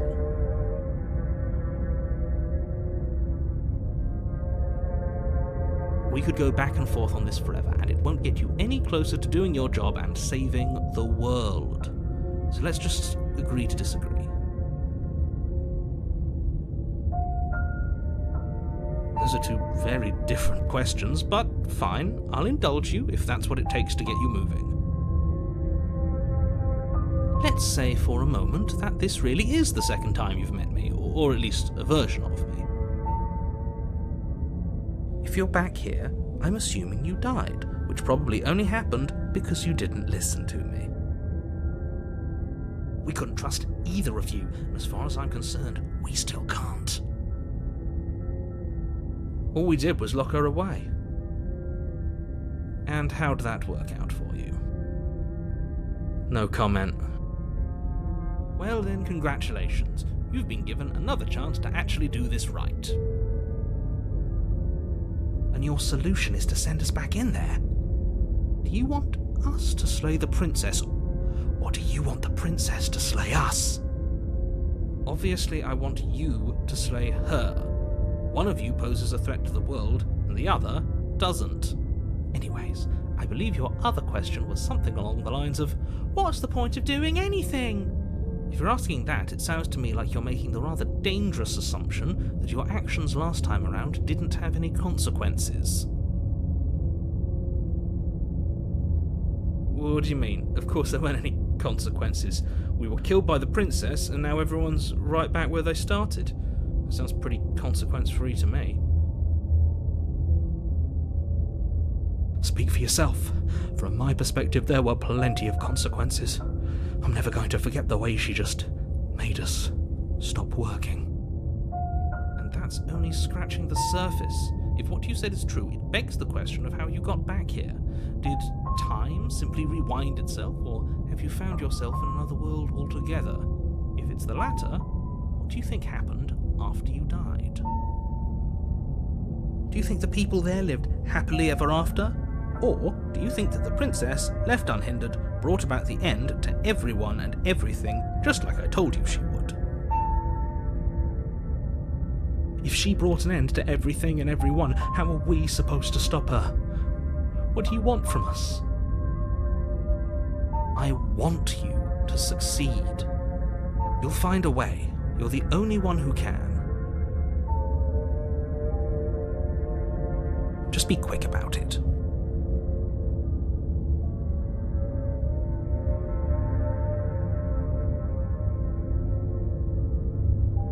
Like I said, if she killed you, it was probably because you didn't listen to me. Don't talk to her, don't trust her, just go in, do your job, and save the world.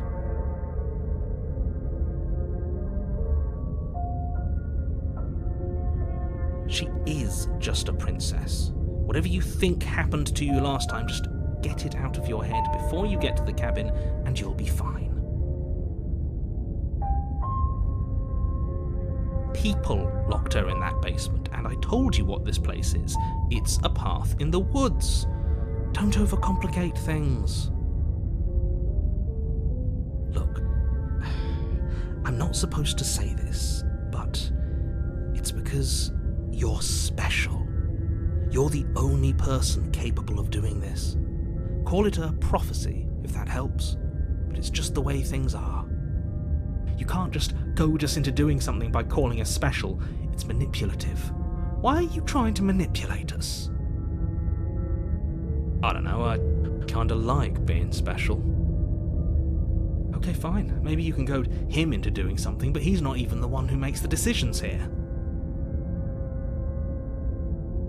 I'm not goading you into doing anything. You already know the princess is dangerous. All I'm trying to say is that you have to be the one to deal with her. I know it doesn't seem fair, but that's just the way it is. And for what it's worth, I know you have it in you to finish the job. We don't. You saw what happened to us last time. We need to leave.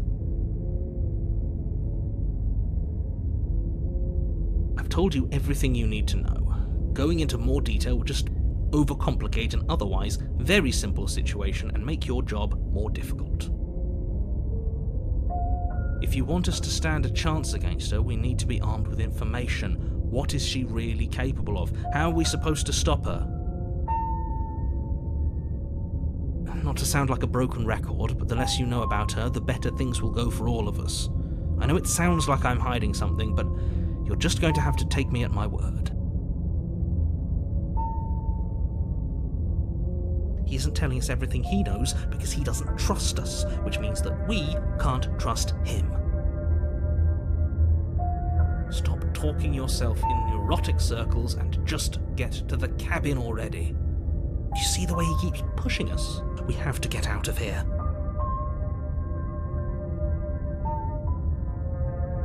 Great. Now, if you don't mind, the whole world is waiting with bated breath for you to save it from ruin.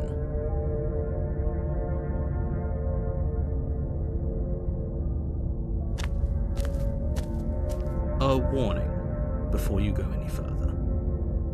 She will lie, she will cheat, and she will do everything in her power to stop you from slaying her. Don't believe a word she says. I don't think lying and cheating is her thing. She was very direct with us last time. Or at least she was direct with us after we decided to lock her away. It doesn't matter. Don't trust anyone.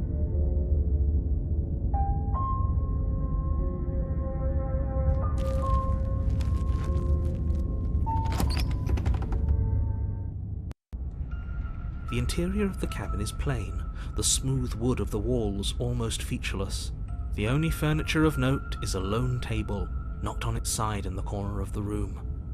A pristine blade stands between you and the open, inviting basement doorway. The blade is your implement. You'll need it if you want to do this right. Hold on. What happened to the door? There was a door here last time. It's just an empty frame. She's already gotten out, hasn't she? And she's ready for us. She's been waiting. Can't you feel her eyes on us? I'm going to need all of you to pull yourselves together. The princess has not already gotten out. But if you keep getting stuck in your head like this, you're going to struggle to get the job done. So deep breath in, deep breath out. Your task awaits, and only you can do it. You're right, I was so stuck on the eyes watching us that I didn't even notice it there. What are you two talking about? There isn't a mirror. There's a table, the blade sitting on the floor, and the open doorway leading to the basement. There's nothing else in here. There's definitely a mirror. There isn't.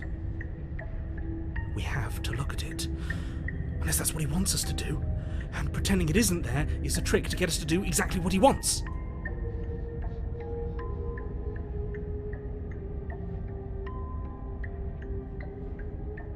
Exactly. Why would I lie about something so meaningless? What good would a mirror even do? Let you waste time preening yourself instead of doing what needs to be done.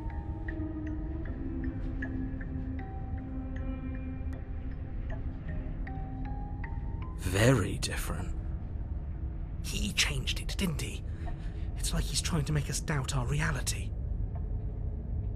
Calm down. Maybe the three of you just think everything is different because you haven't been here before. Enough of this past life nonsense. You haven't died, you certainly haven't been killed by the princess. So focus up. A lot's riding on this.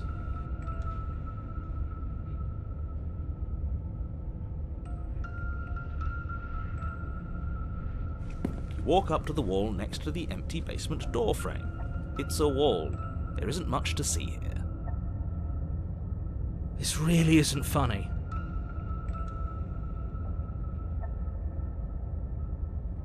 You reach forward and rub your hand against the cabin wall. I hope you know how ridiculous you look right now. Did he make it go away? Clearly there was something in there worth investigating if he wants it hidden so bad.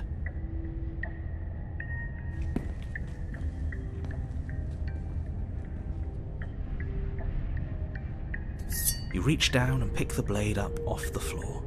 It would be difficult to slay the princess and save the world without a weapon. Good. Steel can't lie to us. Is it gonna be enough, though? Couldn't you have given us something else? Something, I don't know, better than a knife? Could we have a bomb? The blade is the only thing you need to finish your task. You're more than capable of pulling this off, so long as you don't lose faith in yourself. Those are the words of someone who knows he's sending us to our death.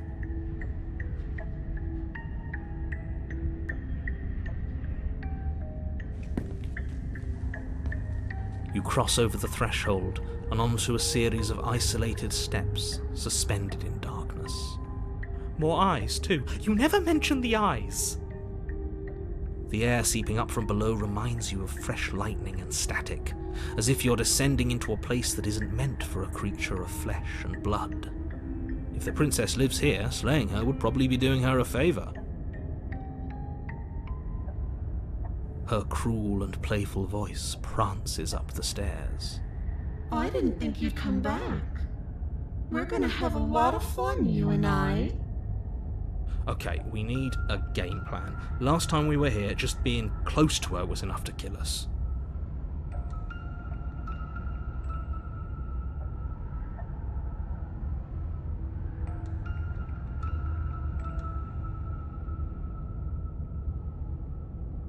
Finally, a voice of reason. The rest of you should take notes. You know why I'm being a pessimist. I'm just asking questions. You make your way to the bottom of the stairs. As you emerge, you find yourself between two loose rows of white wooden planks suspended in nothingness. A smattering of cobblestones, visible against the inky black of the basement, mark where the floor should be, forming vague pathways. At what seems to be the end of the room, they diverge in opposite directions, left and right. She could be anywhere, and there's nowhere for us to hide. We're completely exposed.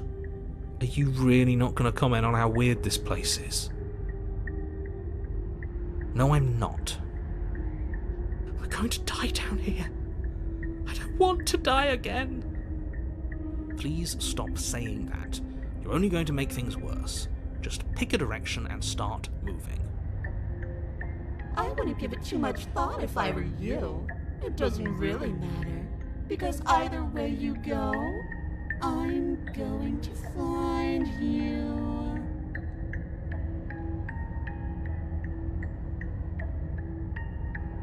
You turn to the left. A faintly outlined path lies before you. There you are. I told you I was going to find you. As the princess approaches, your legs suddenly go numb. Your arms quickly follow. This is it, isn't it? And you brought your little knife with you again. Cute. There has to be a way out of this. Think. Think! What did you do? Pull yourself together. She isn't supposed to be like this. I wonder how many times I'll get to play with you before you break. As your blood begins to coagulate, it's as if every part of your being is coming to a lurching halt. Heart, lungs, liver, nerves. Your lungs pull in a desperate gulp of air as your eyes shoot back open. Nerves. What are you doing? I'm working. Do you want this body to function, or do you want... And then experience stops once more as your body reapproaches death. Okay, whatever you were doing, please just start doing it again. Are you sure about that? Are you sure that's what you want, or do you want to interrupt me some more? You have seconds left. Yes, I'm sure. Heart, lungs, liver. Again, your eyes shoot open as you gasp for breath. You can't decide what you want to do, can you? Oh well, standing there gasping like a fish is more fun than dead, even if you look ridiculous. She isn't attacking us. Why? The why doesn't matter. She's already proven her ill intent. Don't lose sight of your mission. Your weapon is still in your hands. Strike at her and end this before it's too late.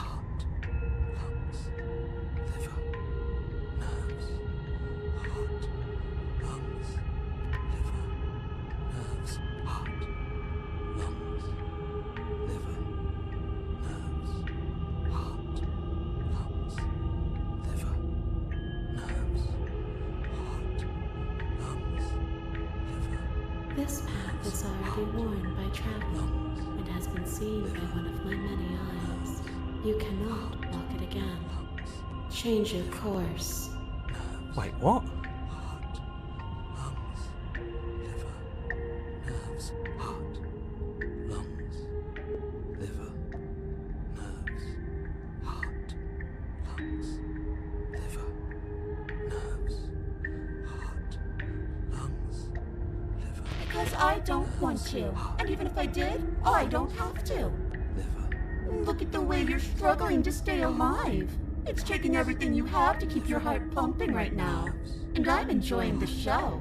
The princess leans forward, bringing her massive lips close to your ear. If I want to see you gone, all I need to do is break your concentration. Heart, lungs, liver, nerves. Heart, lungs, liver, nerves. Heart, lungs, liver, nerves. She slowly runs her velvet glove across the base of your neck. It feels like static. And then... Shit, make her stop! Hey, snap out of it. Okay, deep breath. Deep breath, we're fine. Heart, lungs, liver, nerves, heart. You're back. Lungs, liver, nerves, heart. One moment, and then you're gone. Just like that. Lungs, liver, Ah, and there's the fear. She pulls away. But that wouldn't be very fun, now would it? I've already done that. Liver, nerves, heart, lungs, liver, nerves, heart, lungs, liver, nerves. I know. You told me last time. Destroy is such an unenlightened way of putting it. So subtle, so violent, so little nuance. I'm not going to destroy the world, but I am going to hold it in my hands and squeeze it. I'm going to make it afraid, just like I've made you afraid. The world needs fear, doesn't it? Every terror I bring would make the good times so much better. Well, I'm practically doing a public good. So what harm is there really in letting me out? I tried to leave while you suffocated, but that stupid cabin wouldn't let me. So I started to drag your body out with me, and then... Well, you died before I could get to the door. And then I was here, and now you're here too. I don't think I can live without you, and dead doesn't count. And as much as I love what we have going on, I have bigger plans than tormenting one poor little creature forever. I want to leave. I am being nice. You're alive, aren't you? And you died of fright as soon as you saw me last time. I didn't think keeping you alive was an option. But it looks like that's not a problem anymore. At least not for me. You seem miserable. But everyone dies eventually. They're all full of wet, writhing things, and in the end, each and every one of them gets unwound. And then those things get to become a new everybody. Just to come apart all over again. All I want is to be there for it. I want to watch it happen, and maybe do a little unwinding myself. Is that really so much to ask? No, definitely not. If you're what I need to leave this place, chances are you're pretty useful. I think I'll keep you right by my side. A little good luck charm to make sure I stay free. Don't worry, I'll make sure to take good care of you. I promise.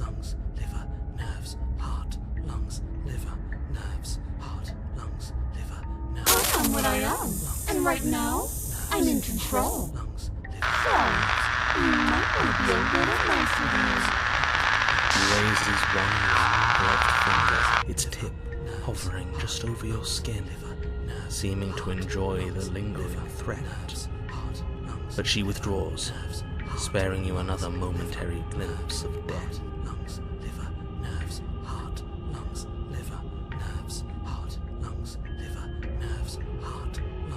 The princess cocks her head, neck cracking uncomfortably. Do you can't help but imagine a smile carve its way from ear to ear on the other side of her mask. Thinking about that knife, are we? Put that little dearie to the test. See how it plays out. But I don't think you're going to like what happens. Because even if you make me dead, you are not getting out of here. This place is mine. And I'm not giving you the stairs unless I'm leaving with you.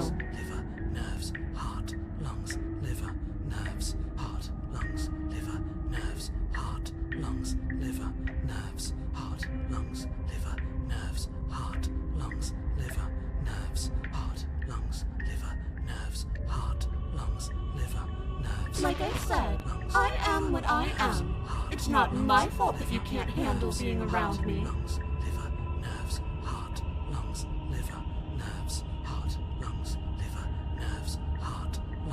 I'm glad you're seeing things my way.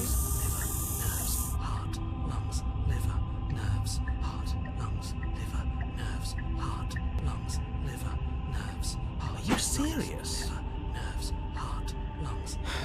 You fling the blade into the void, denying yourself the opportunity to ever slay her and finish your mission.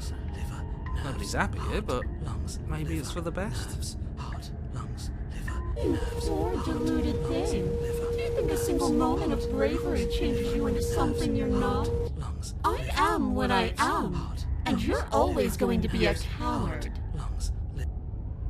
She raises a hand to her mask and pulls it down. You don't get the chance to see what lies beneath before it envelops you. Like a creeping mold, the complete reality of your existence threads its way through your mind. Birth, death, birth again, decay and bloom, a million stitches from a million microscopic wounds you've inflicted on everyone you've ever met, with every muscle you've moved and every word you've ever spoken. No. Let me out. Your existence hurts them. Let me out. A lonely soul in a room by itself, weeping. It lives for 80 years and then it's gone. And then it's there again. Let me out. A reprieve. A good life. Love. Children. A steady career. Recognition from your peers. Here one moment, gone the next. The worms have found their orifices. Let me out! Diagnosis. It forgets everything it is. Anger, rage, distance, poverty. The lonely soul is lonely again. Love turns to mockery. It dies. It is reborn. Worse. Lonelier. Let me out! No. What's happening to us? Let me out! This is all too much. I can't keep going. You can't keep going? Well, what are you talking about?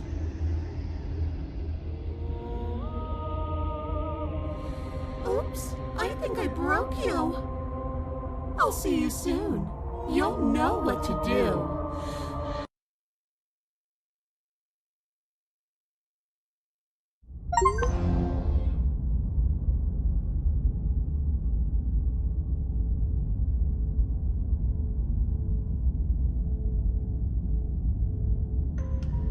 You're on a path in the... Shit! What the hell was that? Who are we? What are we doing? There was a princess, I think. It's all so fuzzy. It hurts when I try to remember. I think we were trying to save the world. You shouldn't know about the princess. At least, not until I... You've already been here, haven't you? I guess. It feels so long ago, almost like we've never left. We have to let her out. No, that's the opposite of what you're here to do. You have to slay her. Slay? We decided not to do that, didn't we? Yeah, we're supposed to let her out. is really the only way this works out for us. If you think about it, she's the one with power here. Nobody else can do much of anything. No, we were supposed to keep her trapped there forever. I think. We're supposed to be unfeeling. How many times do I have to tell you to snuff out your heart? We can't be unfeeling. Not when there's so much fear everywhere. There's nothing for us to do. We've already tried everything. We love her, so we have to set her free. Can we love something that hates us? Can we love something that hurts us? To be given an ounce of kindness from something so cruel would be more pure than any other love. Why are there so many of us? There aren't supposed to be so many of us. This is bad. You need to get a grip. What did you let happen? How many times have you been here?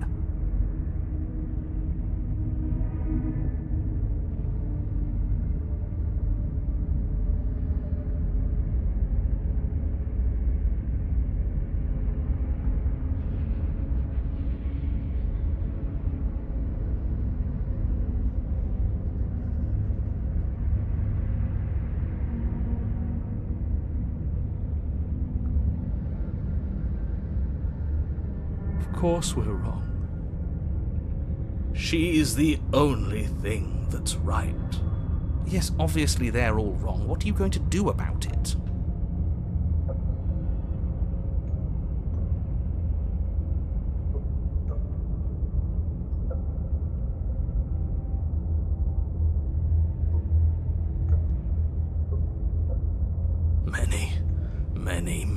Many times.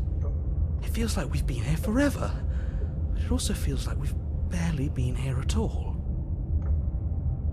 It doesn't matter. Yes, we just have to do what she says and then everything will be fine. It won't. It will be for us. She said so. You're part of everything. If things aren't fine for everything, they won't be fine for you. There's no difference between fine and not fine, it just goes on and on.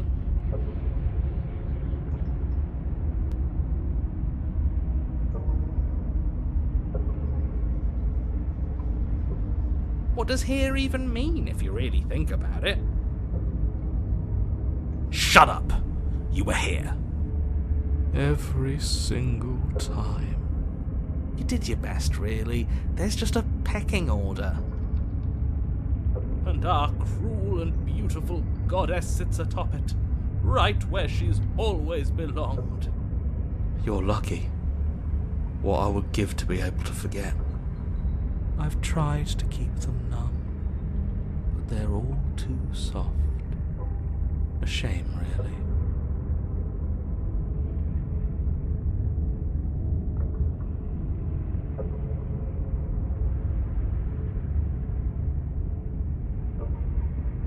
We've tried that. It doesn't work. Our hearts always brought us back to her. The deck is stacked. So many paths, and they're all circles.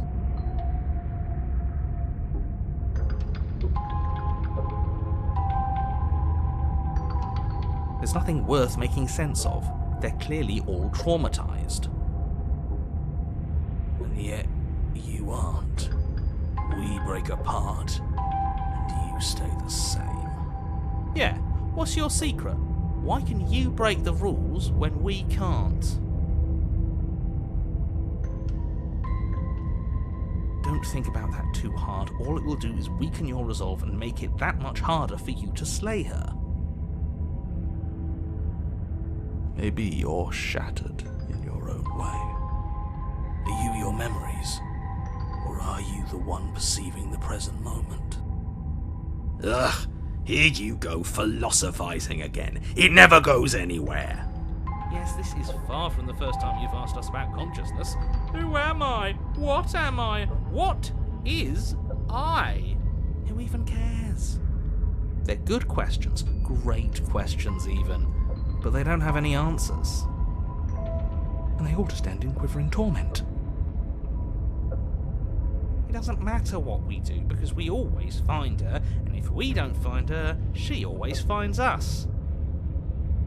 And then she smashes us into smaller pieces. If you all just stopped feeling, we could have been done with this ages ago. Your thoughts are far too scattered to rein back in. Your only option is to silence them.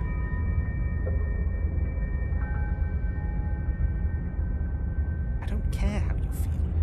You have to slay her. You have to pull yourself together. You have to snap out of it. You're lucky you haven't been stuck here like the rest of them. There's no other way to keep going. You either need to forget, or you need to stop feeling much of anything. They can't do either. He's not wrong. He's the only smart one left, if you ask me. He's worse than her.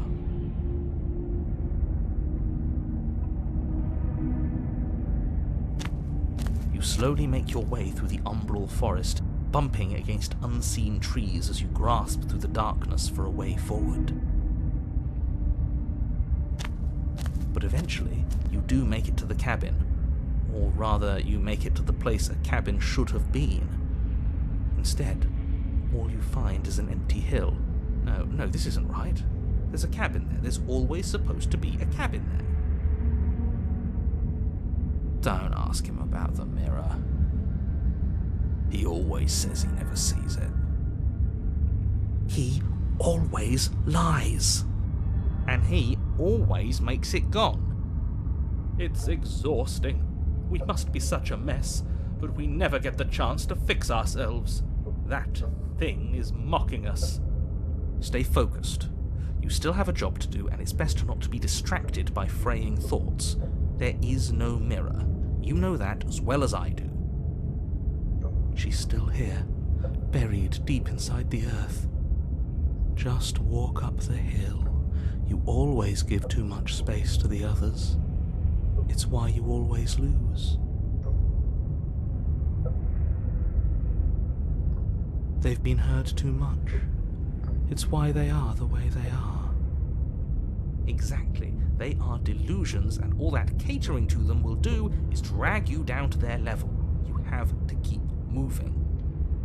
Or you could just give up. You walk up the hill, hesitating just beyond the bounds of the cabin. The cabin that isn't there. You've got to clean the mirror, haven't you? You've got to see what's in it. Smash it to pieces! She's on the other side, and we have to let her out. It's the only way we can be free. It's the only way we can have our thoughts back. Just go around it. Just do something. It doesn't matter what. Exactly. I'm sure that whatever you settle on, it'll be the best possible decision you could have made.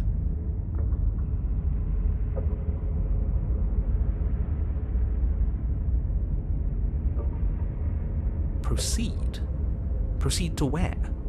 I'm afraid you're going to have to be a little more specific. That's a new one. Do you think it'll work? Of course it'll work.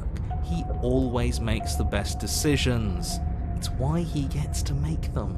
And it already has worked. It's gone, don't you see?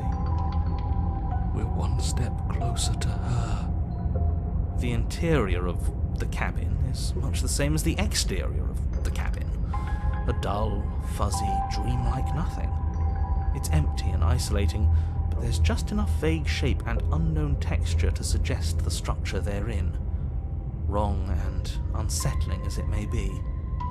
The only object of note is a pristine blade buried in the dirt floor, a hint of its shining edge teasing through the sediment. The blade is your implement. You'll need it if you're going to do this right. Take it. It's the only way forward.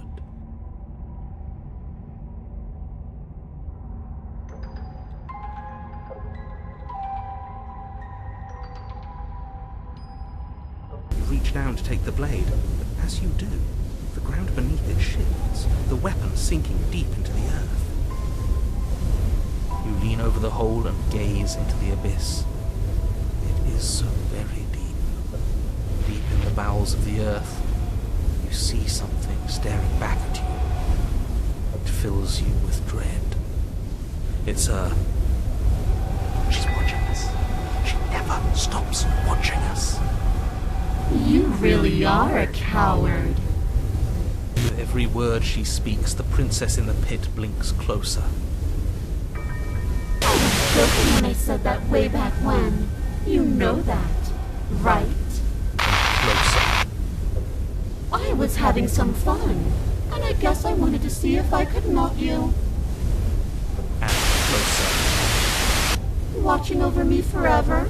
That was so brave. Closer. But forever is so long. And time erodes everything. Except for me. I've already taken your will, and you're not getting it back. All that's left is for you to take my hand and let me out. It'll be so much fun, you and me, together, exploring the world and spreading fear wherever we go. Well, mostly just me, but you'll get to be there too. A trinket that gets to stay with me all the time, right by my side. A witness. I can even make you a little cage if you want, gilded and everything. Now don't pause. Don't try to resist. I've already molded you into what I need, and you lost your power so long ago. Don't bother working yourself into a frenzy to get it back. Do something. Do anything that isn't taking her hand. What are we supposed to do? She took our weapon. This really was a lost cause, wasn't it? You sealed our fate when you refused to kill her. Kill or be killed. Yes, I suppose you're right. Oh well. There's no paralysis anymore. Is it because we've already given her what she wants?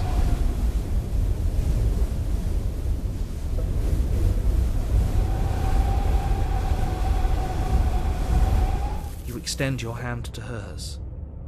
For all her past cruelties, the moment feels gentle, tender even.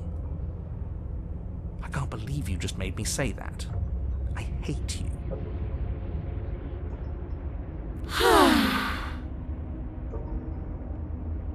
The motion is difficult at first, as if something still resists your efforts. But then that resistance gives way, and it's over. And that's the end. I wonder what we're going to do next. I didn't think I'd be so tired.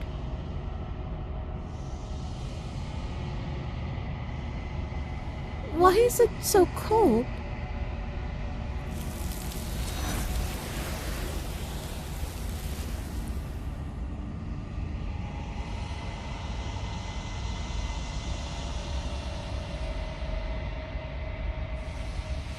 She's gone. Yeah. I can finally think again. Almost. That mirror's back. What does that mean for us? I'm sure it'll be whisked away just like her. Maybe it won't be gone. Things are different now, aren't they? Doesn't seem like there's much else to do here. Finally, we can smash it. Oh, will you stop with the smashing? What do we say, boys? One last vain attempt to look at ourselves. Yeah. I think I'd like that. Seems we've got a majority. All that's left is to give it a look.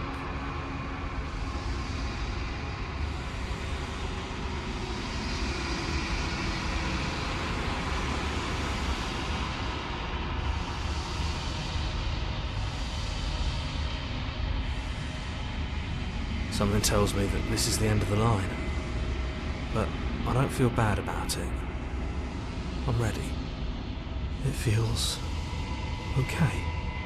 The fear's Gone. I'm done fighting. My heart feels quiet. The game was always going to end. I'll be free of all of you. I'm ready for the truth. I'm ready to sleep. I'm just ready to be anywhere that isn't here. Boys, it's been an honor.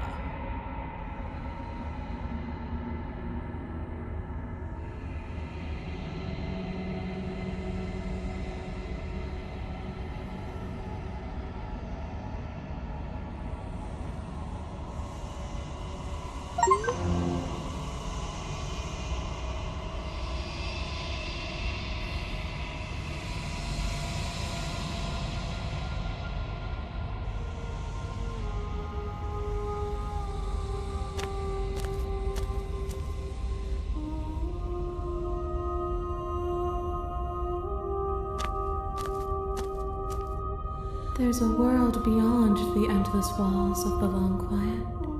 We're supposed to be there. Do you know what we'll find out there?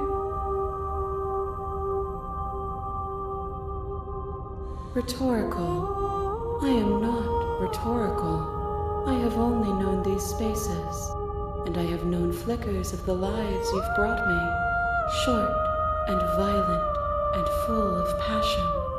But all of those flickers end where the long quiet begins.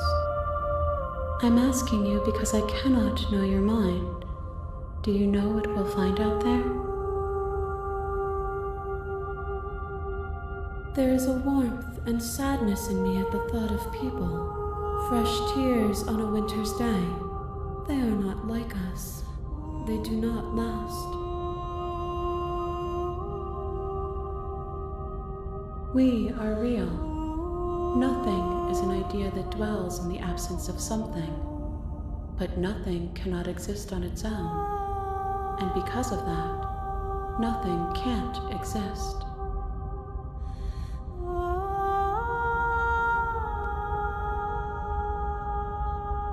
This one is filled with sadness. A doll, abandoned to the company of her darkest impulses. She desires only companionship, but the only thing she knows is how to hurt. She will make for a tender heart. Do not mourn her. She has finally found her way home.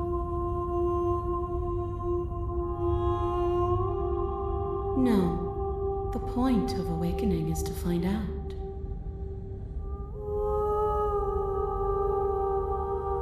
No, their thoughts are quiet. Do you think your narrator lives in the spaces beyond?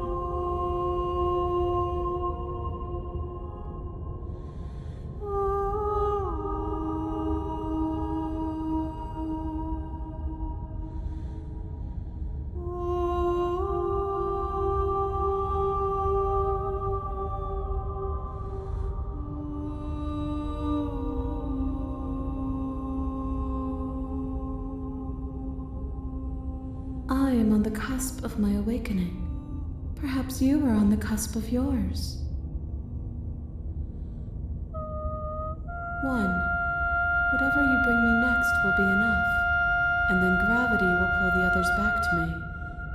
I will be singular, a final multitude.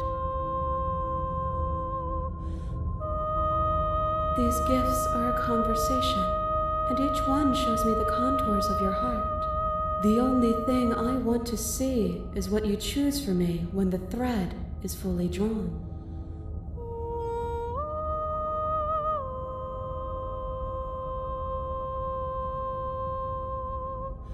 You've already tried waiting, but I understand if you need more time. I'll wait with you.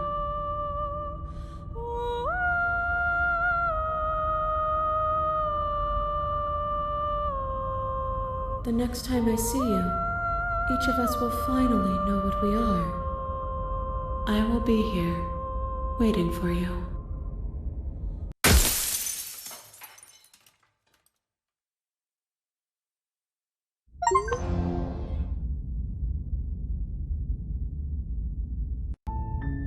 You're on a path in the woods, and at the end of that path is a cabin. And in the basement of that cabin is a princess. You're here to slay her. If you don't, it will be the end of the world.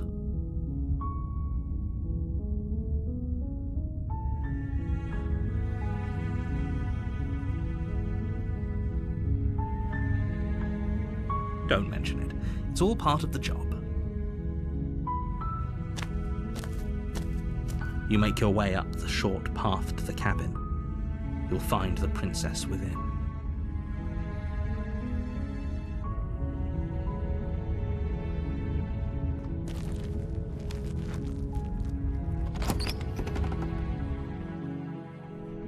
The interior of the cabin is almost entirely bare.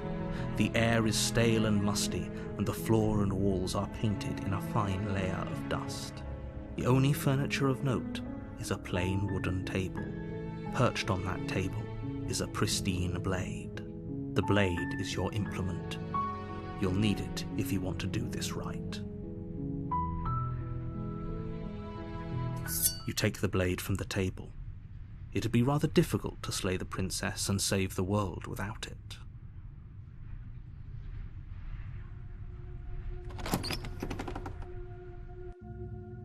The door to the basement creaks open, revealing a staircase faintly illuminated by an unseen light in the room below. This is an oppressive place. The air feels heavy and damp, a hint of rot filtering from the ancient wood. If the princess really lives here, slaying her is probably doing her a favor. Her voice carries up the stairs. Who's there? She sounds dangerous. It's almost as if she's the one in charge down here. Don't let it fool you. It's all part of the manipulation.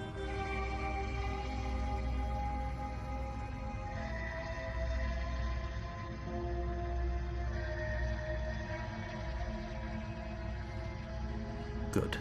You're still listening to reason.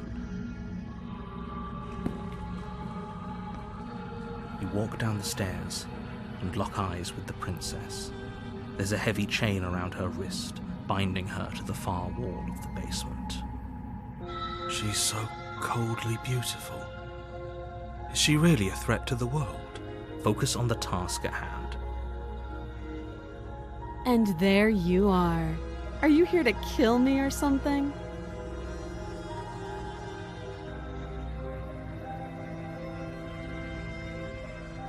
You step forward, your grip on the blade tightening as you steel your resolve. Oh? No talking then? Fine. What even makes you think you can kill me? I'm probably chained up in this basement for a reason, right? And if that knife is the only weapon you have, you'll have to get close enough to use it. So, you should just drop it. Best not to risk finding out what I can do. She's unarmed. If you hesitate now, it'll be too late. End this.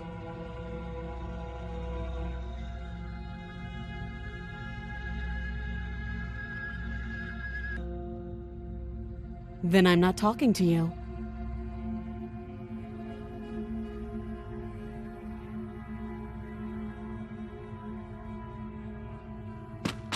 Doubt, unfortunately, clouds your thoughts as you attempt to run her through. A moment of distraction and hesitation is all she needed to sidestep your thrust and deliver a catastrophic blow to your jaw. It feels like you've been hit with a sledgehammer. You can feel bone grinding on bone where your jaw has been fractured. Holy shit, that hurts! Though she's unarmed, the shock of that first strike is enough to stagger you, putting you and the princess on somewhat equal footing.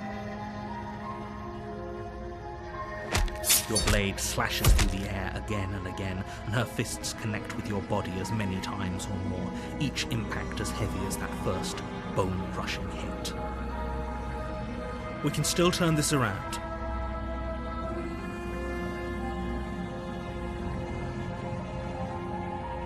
You and the princess stare at each other, both gasping for breath, equally exhausted. You probably won't make it out of here alive, but you can at least make sure that she won't make it out of here, either. Excuse me? Do you think this is what I wanted to happen? I have a duty to state the facts of the situation, and honestly, it's a miracle anyone is still standing right now. Can you not feel all those ruptured organs bouncing around in there? If the princess doesn't do our friend in herself, internal bleeding is certain to finish the job. The two of you clash for the final time. You feel your ribs break as she delivers a heavy blow, but you push through the pain, falling forward and sinking your blade deep into the princess's heart. Oh. The two of you fall to the floor. This was fun. The princess gasps, her voice an unhealthy rasp as her lungs start to fill with blood. You put up more of a fight than I thought you would. But I have to wonder, do you really think this is the end? But you don't have time to worry over such things. Everything goes dark, and you die.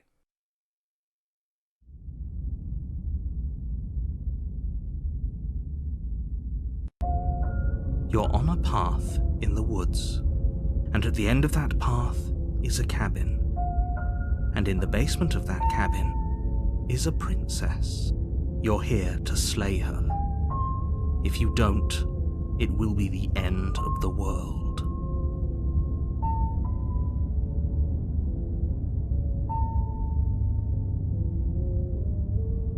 I can assure you that you didn't slay her and that she didn't kill you. People don't just spring back to life after dying, and the two of us are meeting for the very first time. If he doesn't remember what happened, then maybe it's best to keep it that way. You know I can hear you, right? It's going to be a lot harder than you think to keep secrets from me. That's fine. It doesn't matter if he can hear us. The only thing that matters is marching up to that cabin and winning. That's the spirit. There's no point in squabbling when the real threat is just up that hill.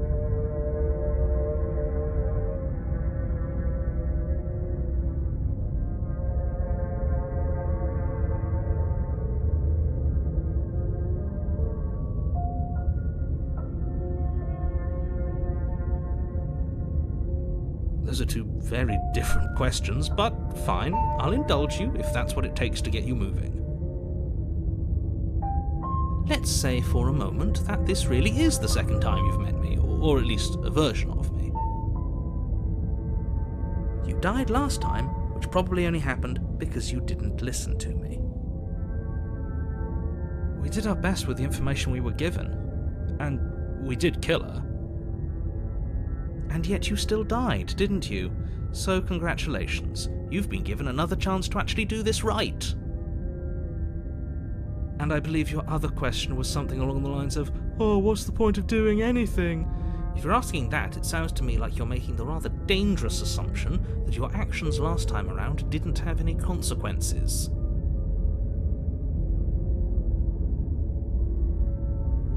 What do you mean? Of course there weren't any consequences. We killed the princess killed us, and now everyone's right back where they started. That sounds pretty consequence-free to me. Yes, but in this purely hypothetical scenario, that begs the question of how you got back here. Did time simply rewind itself, or were you instead transported to a different world entirely? Had you failed to slay the princess, what would have happened to everyone in the place you left? Ugh, enough with the talking. We've got a fight to win. Nothing else matters. I couldn't agree more. The cabin and your destined confrontation with the princess awaits. Just be quick about it. Like I said, if she killed you, it was probably because you didn't listen to me. Don't talk to her, don't trust her, just go in, do your job, and save the world.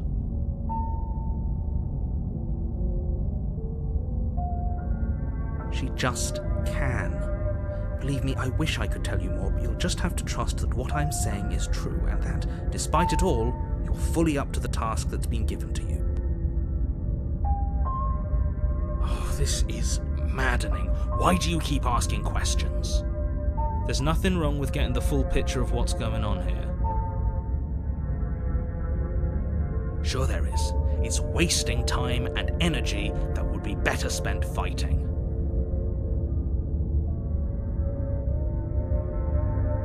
I've told you everything you need to know. Going into more detail would just overcomplicate an otherwise very simple situation and make your job more difficult. What else would we even need to know? We've got all the reason we need for a rematch. Exactly. The less you know about her, the better.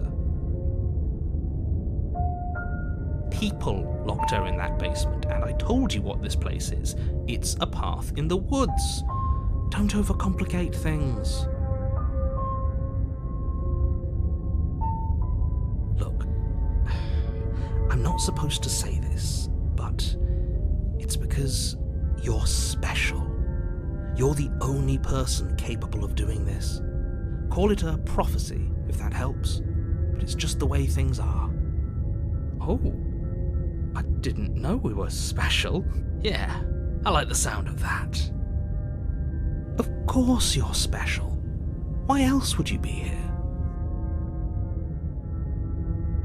Great. Now, if you don't mind, the whole world is waiting with bated breath for you to save it from ruin.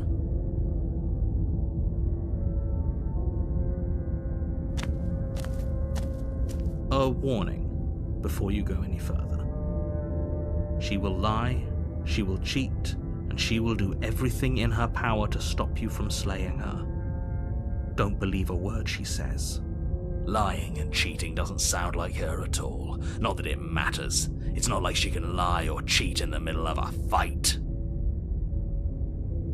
Are you sure about that? The point of my warning wasn't to start an argument over what circumstances the princess is capable of lying in. It was to give you some broadly applicable advice. The princess will do and say whatever she thinks it will take to get her out of there. So don't trust her. Ever. Are we clear? Crystal, let's just get on with it already.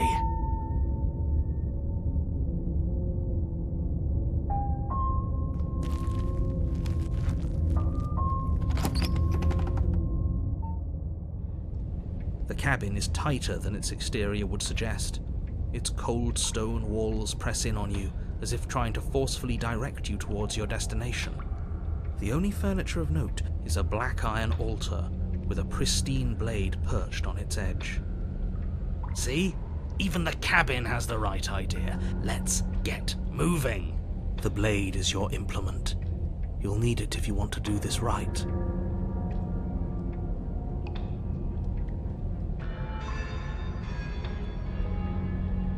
You take the blade from the altar.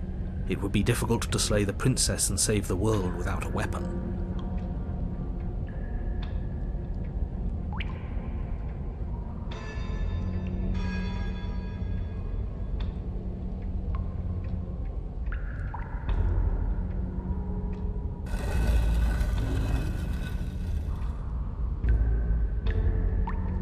The door to the basement creaks open, revealing a rough stone staircase, its walls pressing at your sides and tightening as you descend.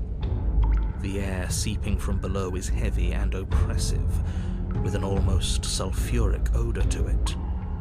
If the princess lives here, slaying her would probably be doing her a favor. Her fierce voice carries up the stairs. Is that another challenger? Finally. It's been ages since I've had a good fight. This isn't what she sounded like last time. Her voice is a little deeper, almost threatening. Good. Sounds like my kind of princess. As much as I appreciate the enthusiasm, just make sure you don't let your bloodlust get to your head. You need to stay focused and keep your wits about you. Remember, you're here to slay the princess, not to have a good fight.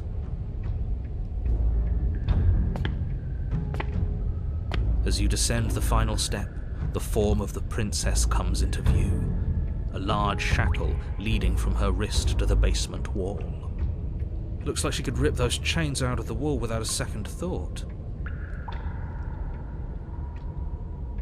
Oh, it's you again. I've been hoping you'd find your way back here. Good to see that death doesn't stick for either of us. And you brought your little knife, too. Yes! I'm going to have fun breaking you into little pieces.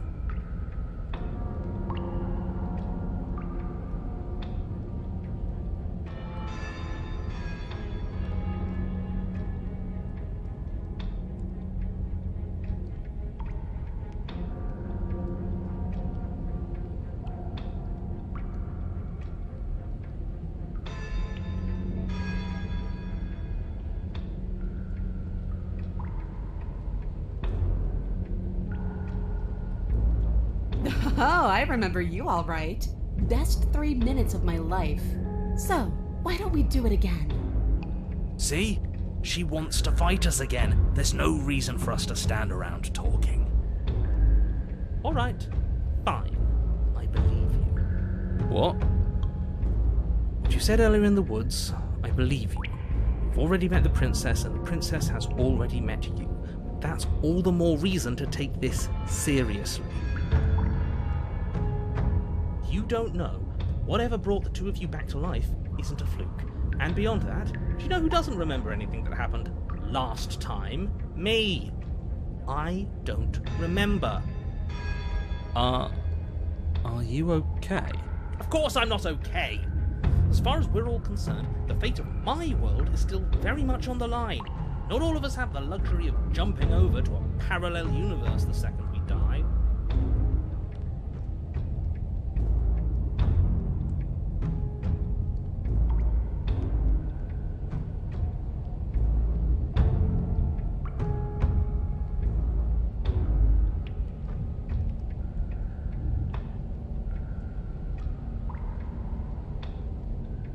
I'm going to take that silence as a sign that from this moment on, you're going to treat the task before you with the utmost importance and seriousness.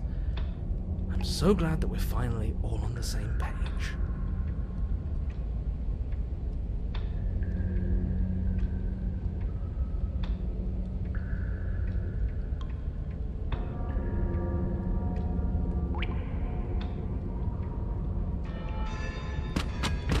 Finally ready to complete your destined task, you launch off the wet stone floor of the basement and catapult yourself headlong towards the princess. Here we go. Let's make this count. Oh, we'll make it count, all right. As you bridge the gap, your blade slashes across the princess's chest, splitting skin and drawing a jagged line of bright red blood. She's unfazed by your onslaught. Her expression barely changes as her fist collides with your ribs, cracking them like twigs and driving you right back down to the basement floor. You can hear her chains snap as you struggle to recover from the impact. She almost looks disappointed in us. Why is she disappointed in us?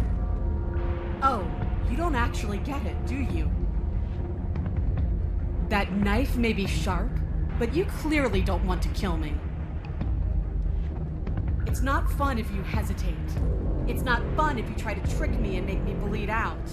It's only fun if you go straight for the heart. You need to put everything you have into seeing me dead. Or what's the point? So don't be afraid. Don't hesitate. Kill me. Don't let her get in your head. Reincarnation or not, this world needs you to win. She's huge, but that probably means she's slower than us. Take it slow, think it through, and don't panic. Bleeding her out is our best course of action. Don't listen to them. She understands something that they don't. The only way to win, the only way out of this is through her.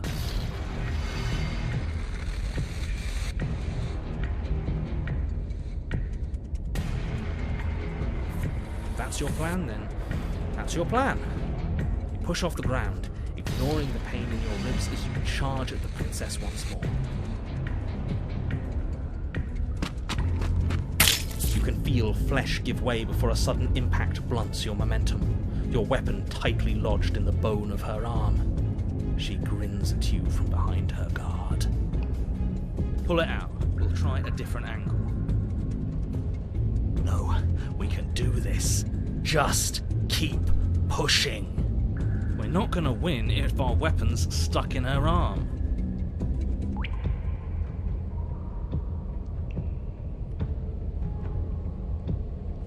You pull back on the blade's hilt, doing your best to free it from its sinewed prison. But as you tug the blade free, the princess slams you down onto her knee. It collides with your ribs, and you feel them splinter, cracking like wet wood from the impact. And you find yourself in midair, effortlessly tossed across the room. You hit the floor, your ribs complaining painfully, but you can feel the hilt in your grip. You still have your weapon. You push yourself off the ground and attack the princess, trying to bait an opening. Do your best to outplay her, slashing out and leaving red cuts in the tattered remains of her white dress. But you have little room to maneuver. For every glancing blow you manage to land, she slams you against the wall in retaliation, each impact threatening to be the last. This weak little dance isn't working. Just toughen up and overpower her. She's throwing us around like a ragdoll. I think overpowering her is a little out of the question. Did you think you could stop me with a few cuts? All this dancing around is doing nothing but annoying me. I own this place, and I own you. The princess's arm shoots forward, her palm wrapping around your head, fingers gripping your skull. How disappointing. She squeezes, the pressure unbearable as her fingers dig into your scalp. The last thing you hear is the unsettling crack of your skull and the sickening churn of what was your grey matter. Everything goes dark, and you die.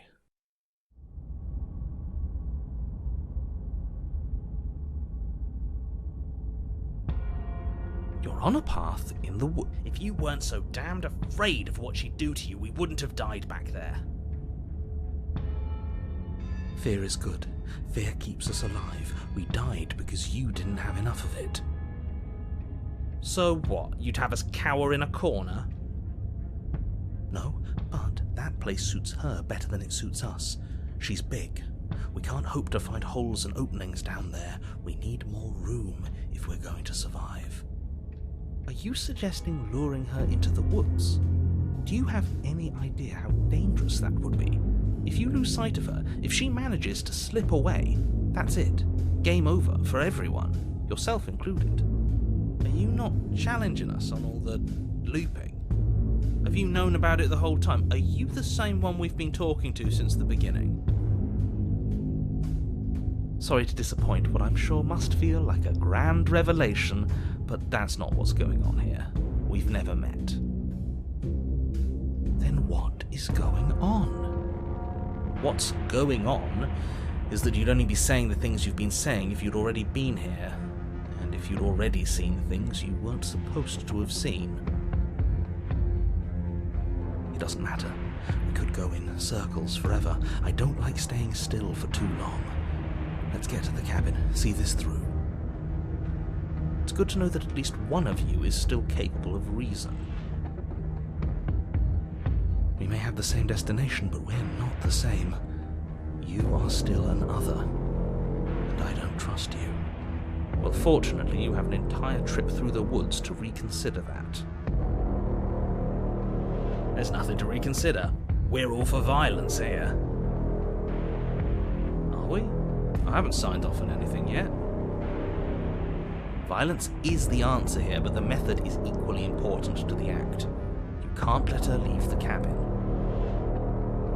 It's like I said, all just circles.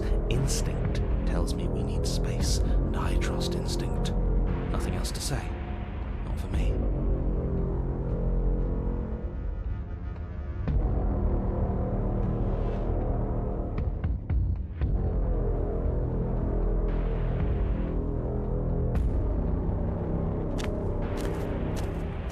isn't long before you find yourself at the end of the path, staring up the hill at the cabin.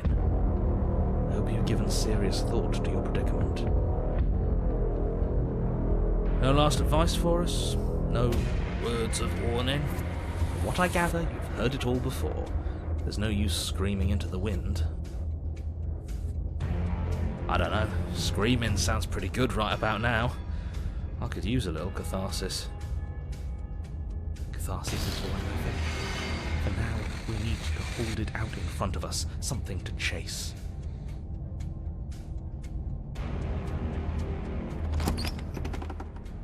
The interior of the cabin is suffocatingly tight, more of a glorified tunnel than a building. Its stone walls squeeze against your sides, leaving you no choice but to press forward. The only furniture of note is an iron altar jutting out from the wall, a pristine blade perched on its edge. The blade is your implement. You'll need it if you're going to do this right. See? We have even less space than before. We need space or she'll kill us. And the only space is out there. Take it!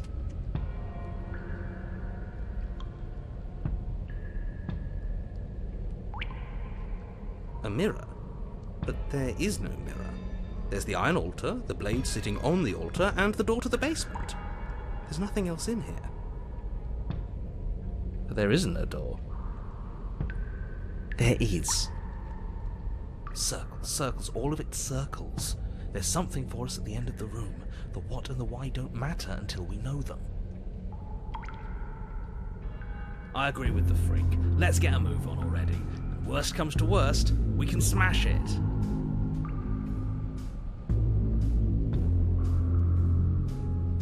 You take the blade from the altar.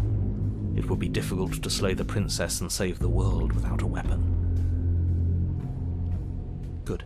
There's no overcoming her without it. We need every part of us to survive, and that steel claw is as much a part of us as any.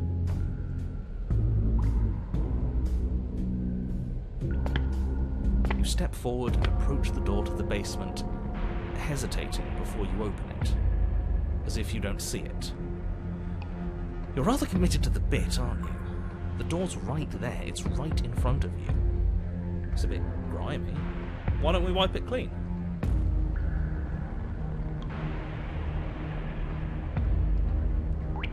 You reach forward and drag your hand across the door leading to the basement. As if on command, it slowly slides open, scraping against the floor as it reveals the dim path ahead. Before you is what may as well be a sheer cliff face. There are enough footholds that you'll be able to clamber your way to the bottom, but it will require careful effort. The air hissing up from below is warm and wet, like the breath of an enemy locked in close quarters. If the princess lives here, slaying her is probably doing her a favor. Her voice, bold and fierce and impatient, echoes from the chamber below. Do you have more fight in you than last time? That was such a disappointing show. I know you can do better than that. Goad her. Rile her up. If she's angry, she'll make mistakes.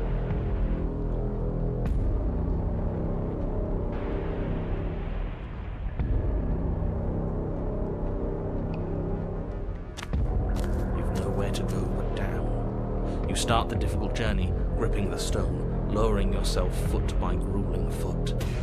But soon, there is solid ground beneath you. Remember, every crack and crevice will need to be faster than her. You turn to face what lies at the end of the narrow tunnel. The princess, imposing and tightly muscled, grins back at you from the darkness. Her face widens into a broad grin. There you are, knife in hand. How thrilling! Attack me, bleed me, twist the blade in my flesh, break your bones against my body. I want a real challenge this time. We can't get that close. She'll kill us in the tight space, steel claw or not. Make her come to us, stand beyond her chains, let her become frenzied. She'll break them. we run. I really don't like the sound of this. It's the only way we live. Well, what are you waiting for? If we're gonna do this right, you can't be scared. You need to want this as much as I do. So go on. Make the first move. Don't keep me waiting.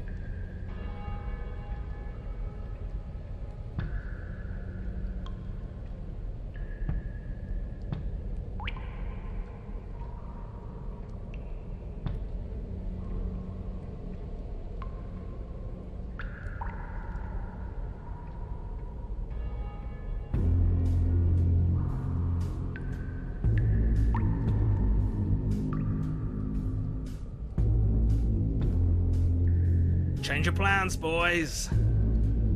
Impatient! This is her home, not ours. You're going to let her kill us. You charge headlong into the princess, blade flashing in the dim light of the basement. Yes, yes, yes, yes, yes! Finally, you get it! For a moment, the scales feel balanced, each of you inflicting debilitating wounds on the other, striking in a dizzying synchronicity. But it isn't long before they tip in her favour. The cuts and bruises inflicted seem little more than superficial, barely so much as slowing her down as she continues her onslaught. You, in contrast, finding it harder to stand as your body gradually becomes less responsive, less powerful, less stable. You can tell she's trying to make it last, but all it would take is one meaningful strike. The coup de grace. This is good, but you could have been so much better. I'm beyond you now. Here it comes. I'll see you all on the other side.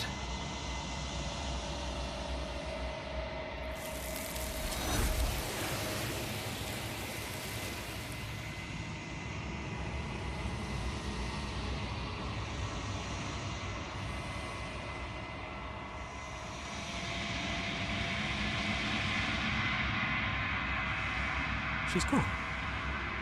Where did she go? Should we try and find her? And there's that mirror again. Why is it here? Why now?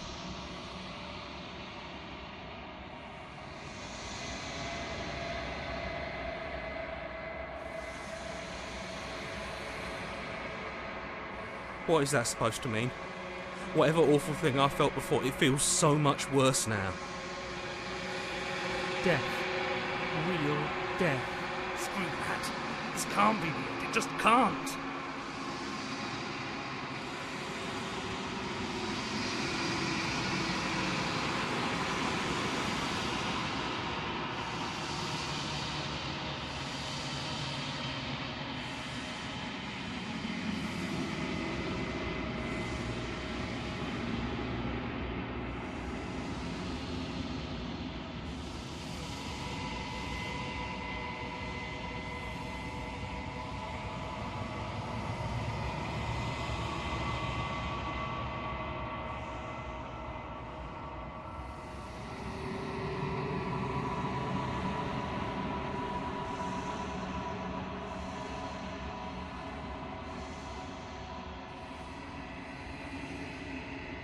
I think you know what I am.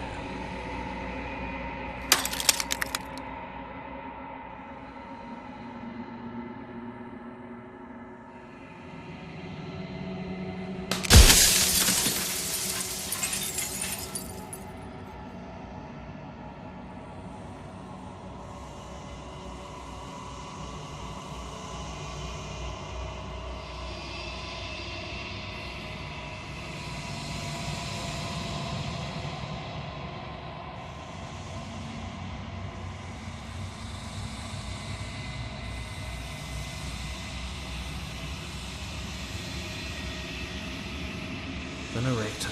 Yes. I suppose that's my job, isn't it? You needed help after all, an objective voice to guide your blade. But you were never supposed to see me. I wonder how many worlds you've damned to extinction to fall this far. Oh, I'm nothing like you. I am an echo, likely one of many. Somebody made you after all, and I'm what's left of him. Not that I'm the only one who can make that claim. I'm sure you've met many others like me.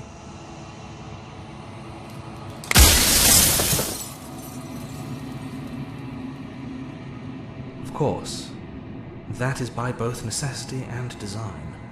This construct you're in exists in many places at once. Any time you failed, any time you thought yourself dead, it would restart and shunt both your consciousness and hers into another world.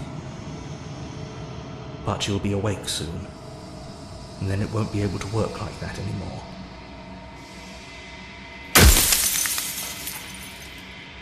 I do. The people out there are real. No matter what you do to them, no matter what you enable, I want you to remember that.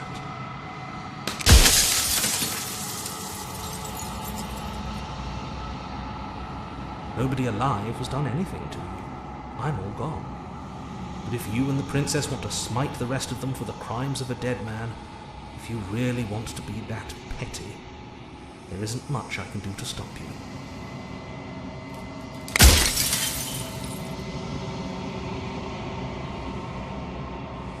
Then ask them, and make it quick. I won't last for long now that you can see me.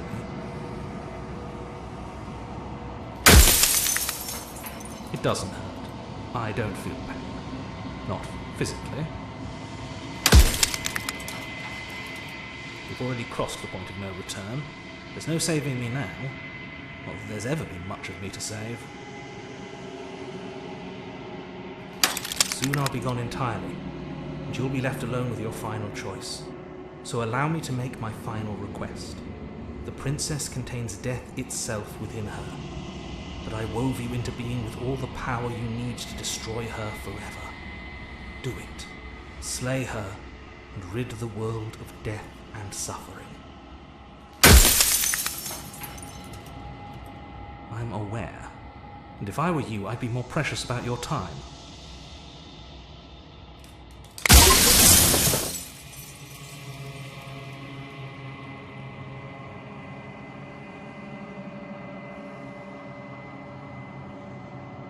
Are you lying?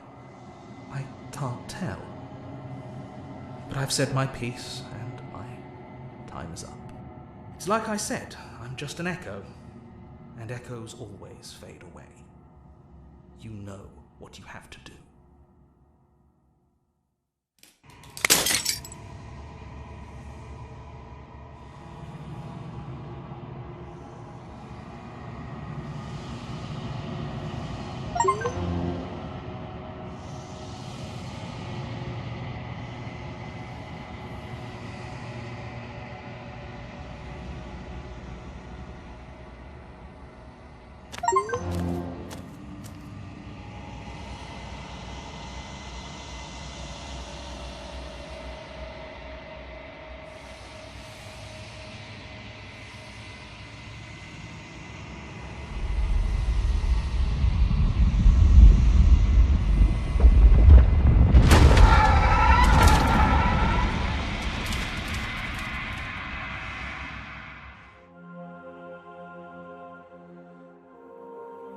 I can finally see you, and you can finally see me.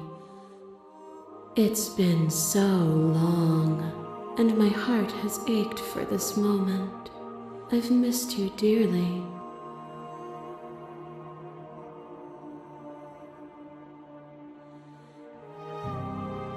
Ever the passive player, always reacting and never acting.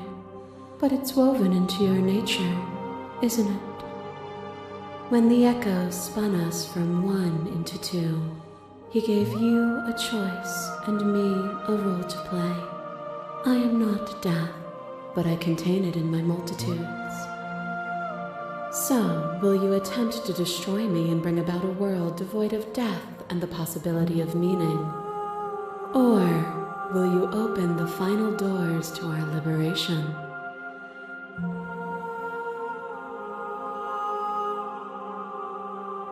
Even as your eyes begin to open, you still hold on to the notions of is and is not. of beginning and end. Pitch black islands in the blinding light of the infinite. There is nothing to resolve, nothing restraining us but us.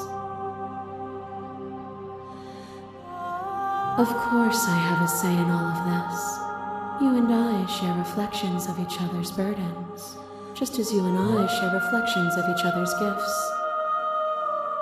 If we didn't, the winding paths that brought us here wouldn't have been full of strife and conflict.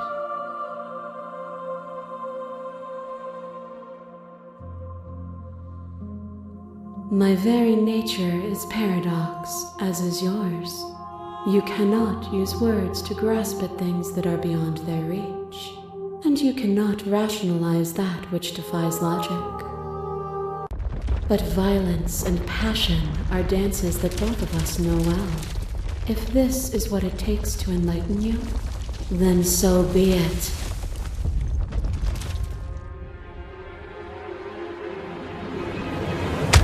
Brutality splashes you against the walls, but with stubborn defiance you rise again. Bones broken and body leaking. Even when you had no hope, you never gave up, and I never let you go. Without obstacles to overcome, we decay into nothing.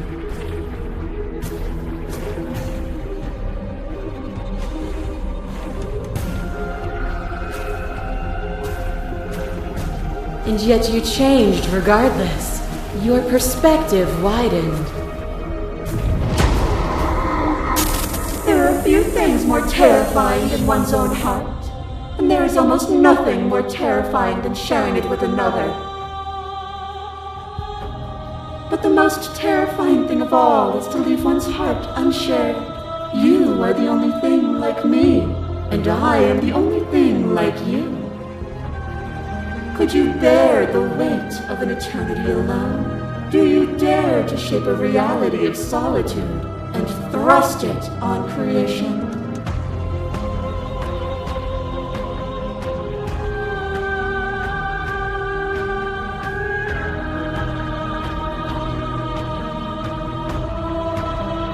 I am aware of what it did to you. The understanding you've returned to me is a gift. Flesh is a vehicle, and to destroy the flesh is to strand the spirit. With violence you stranded me, and with violence I sought to twist your flesh back into mine. You did not resist my violence, but it overcame you. Did you understand the flesh wasn't you? Or did you choose to gift yourself to someone who thought she hated you? To fear me is to fear wisdom of the flesh. The flesh is not the spirit.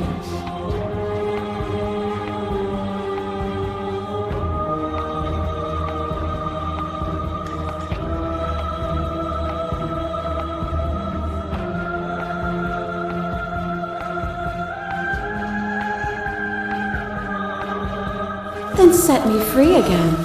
Set both of us free.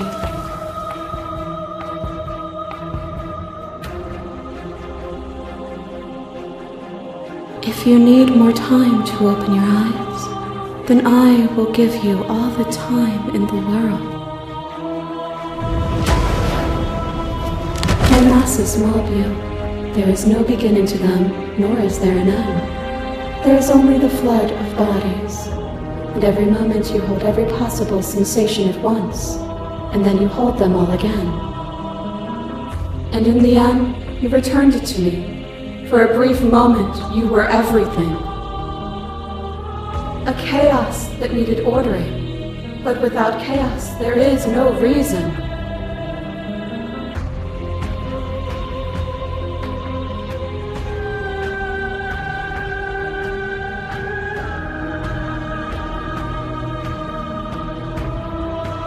I saw with a single pair of eyes what I needed dozens to comprehend.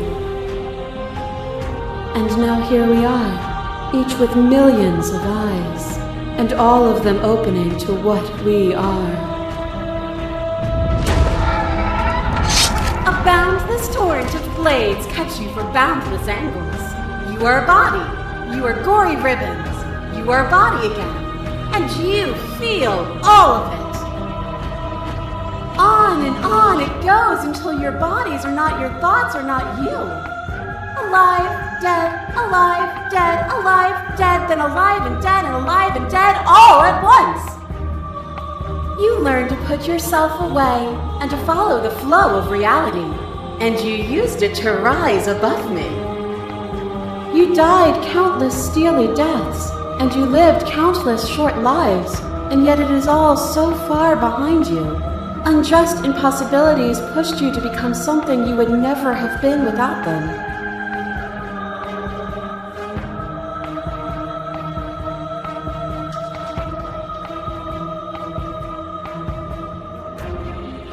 And it was a joy for me to finally face my end. Even when I thought I had reached an unconquerable peak, you showed me how much further I could still climb.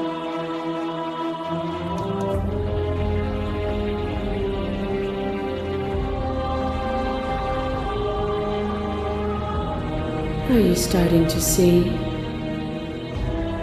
Nothing is immutable. Everything that is exists only in relation to everything it isn't. There is no constant. There is no center. Open your eyes and accept what we are. We can leave this prison together.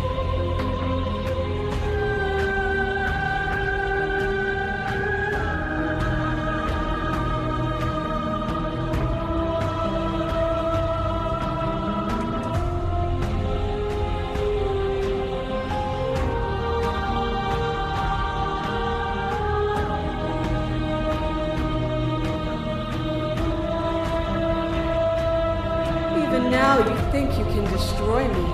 If it takes all of eternity to break your delusion, I will still break it. You don't have to face me.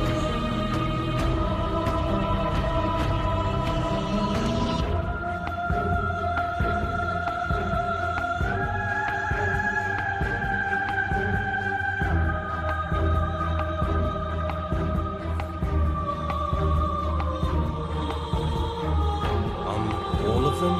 I assume in the same way that you're all of you. It's good to be here. You'll never be able to strike a decisive blow from out here. There's still a piece of me nestled close to where it all began. I can take you there. I can take you to our heart. It's time to resume our dance. She's relentless, isn't she? Let's make this quick. Are you ready?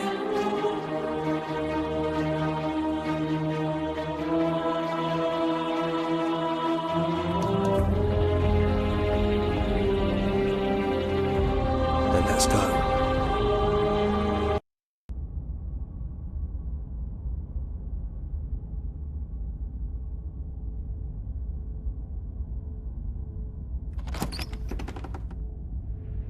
And here we are. I'd say we were back where it all started, but I guess it's a little after that, isn't it? Do you need me to describe things?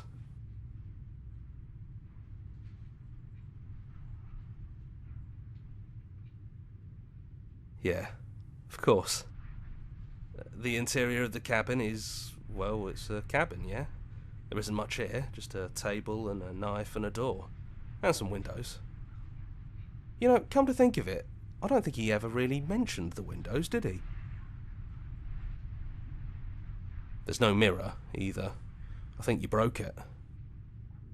And I know I've already mentioned it, but if we want to see this through, we're going to need that blade.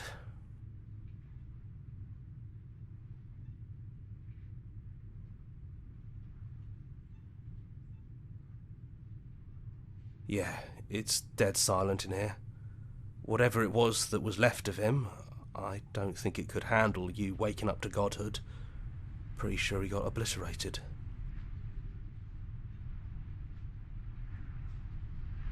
It's just us. I think the rest of them are still out there, jumbled up in the rest of her.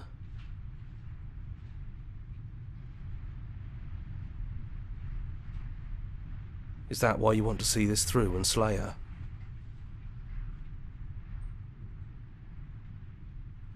That's probably for the best. It's always seemed to give us more options than not.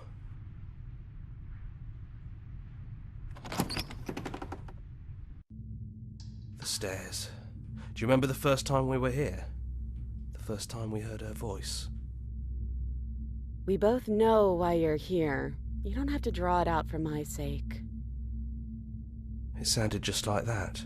A little sharp, a little menacing. Only she didn't know us. And down we go. We shouldn't keep her waiting. And there you are, knife in hand. That sight brings me back. You're going to do it then, aren't you? You're really going to kill me. You'll have all of eternity to yourself after this. Why don't we chat a little before I go?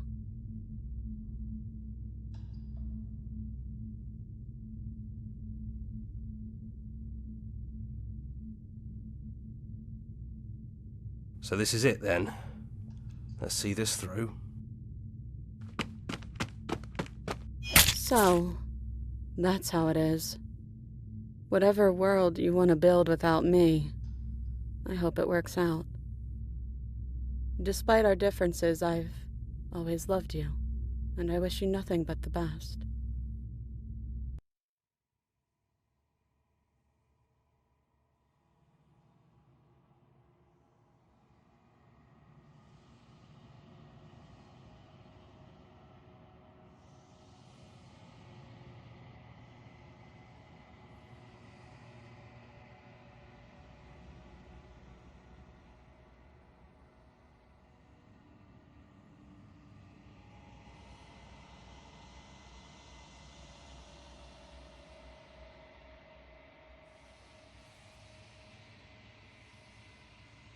She's gone.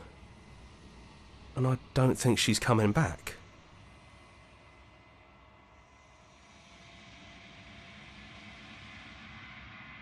Is that a metaphor, or are you being literal? It doesn't matter, we don't need to linger down here anymore. Let's get going.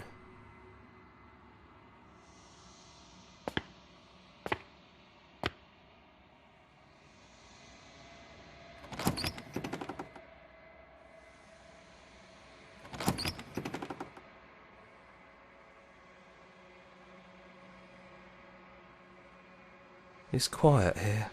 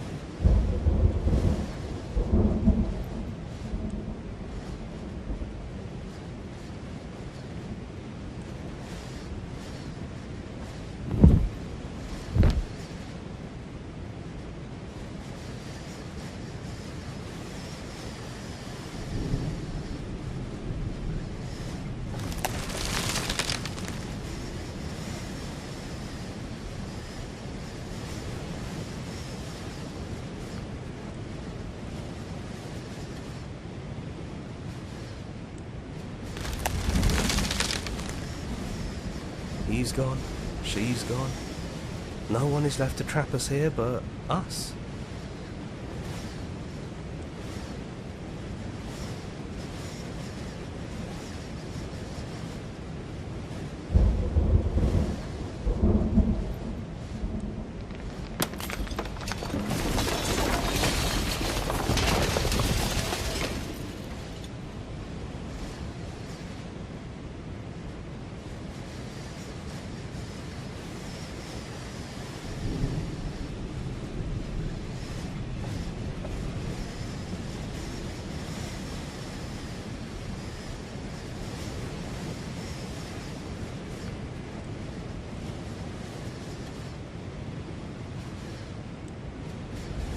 It's finally over, isn't it? But all of us are still here. I knew we'd finally see it through. All it takes to be a winner is grit and determination. We really did win, didn't we? We're the house now. We get to make the rules. This is nice. No more hunting. No more running. Just us. And whatever's out there. Absolute reality. Who would have thought there was really a world outside of us? And who would have thought we'd actually wind up siding with him? The whispering, and the coercion, and the bickering. Everything horrible about being alive has stopped. I could get used to this. That wasn't very hard at all. Speak for yourself. Well, boys, how does it feel? We're not just on top of the pecking order, we are the pecking order now. I hope this was all worth it, because I'm personally inconsolable. Lucky for us, you have forever to get over it. Time mends a lot of things. You'll get better. Hear, hear, to our vanquished foe. It's good to be back. Now we just have to figure out what to do with ourselves. Forever. No problem. We can do that, yeah? Yeah, we can do that.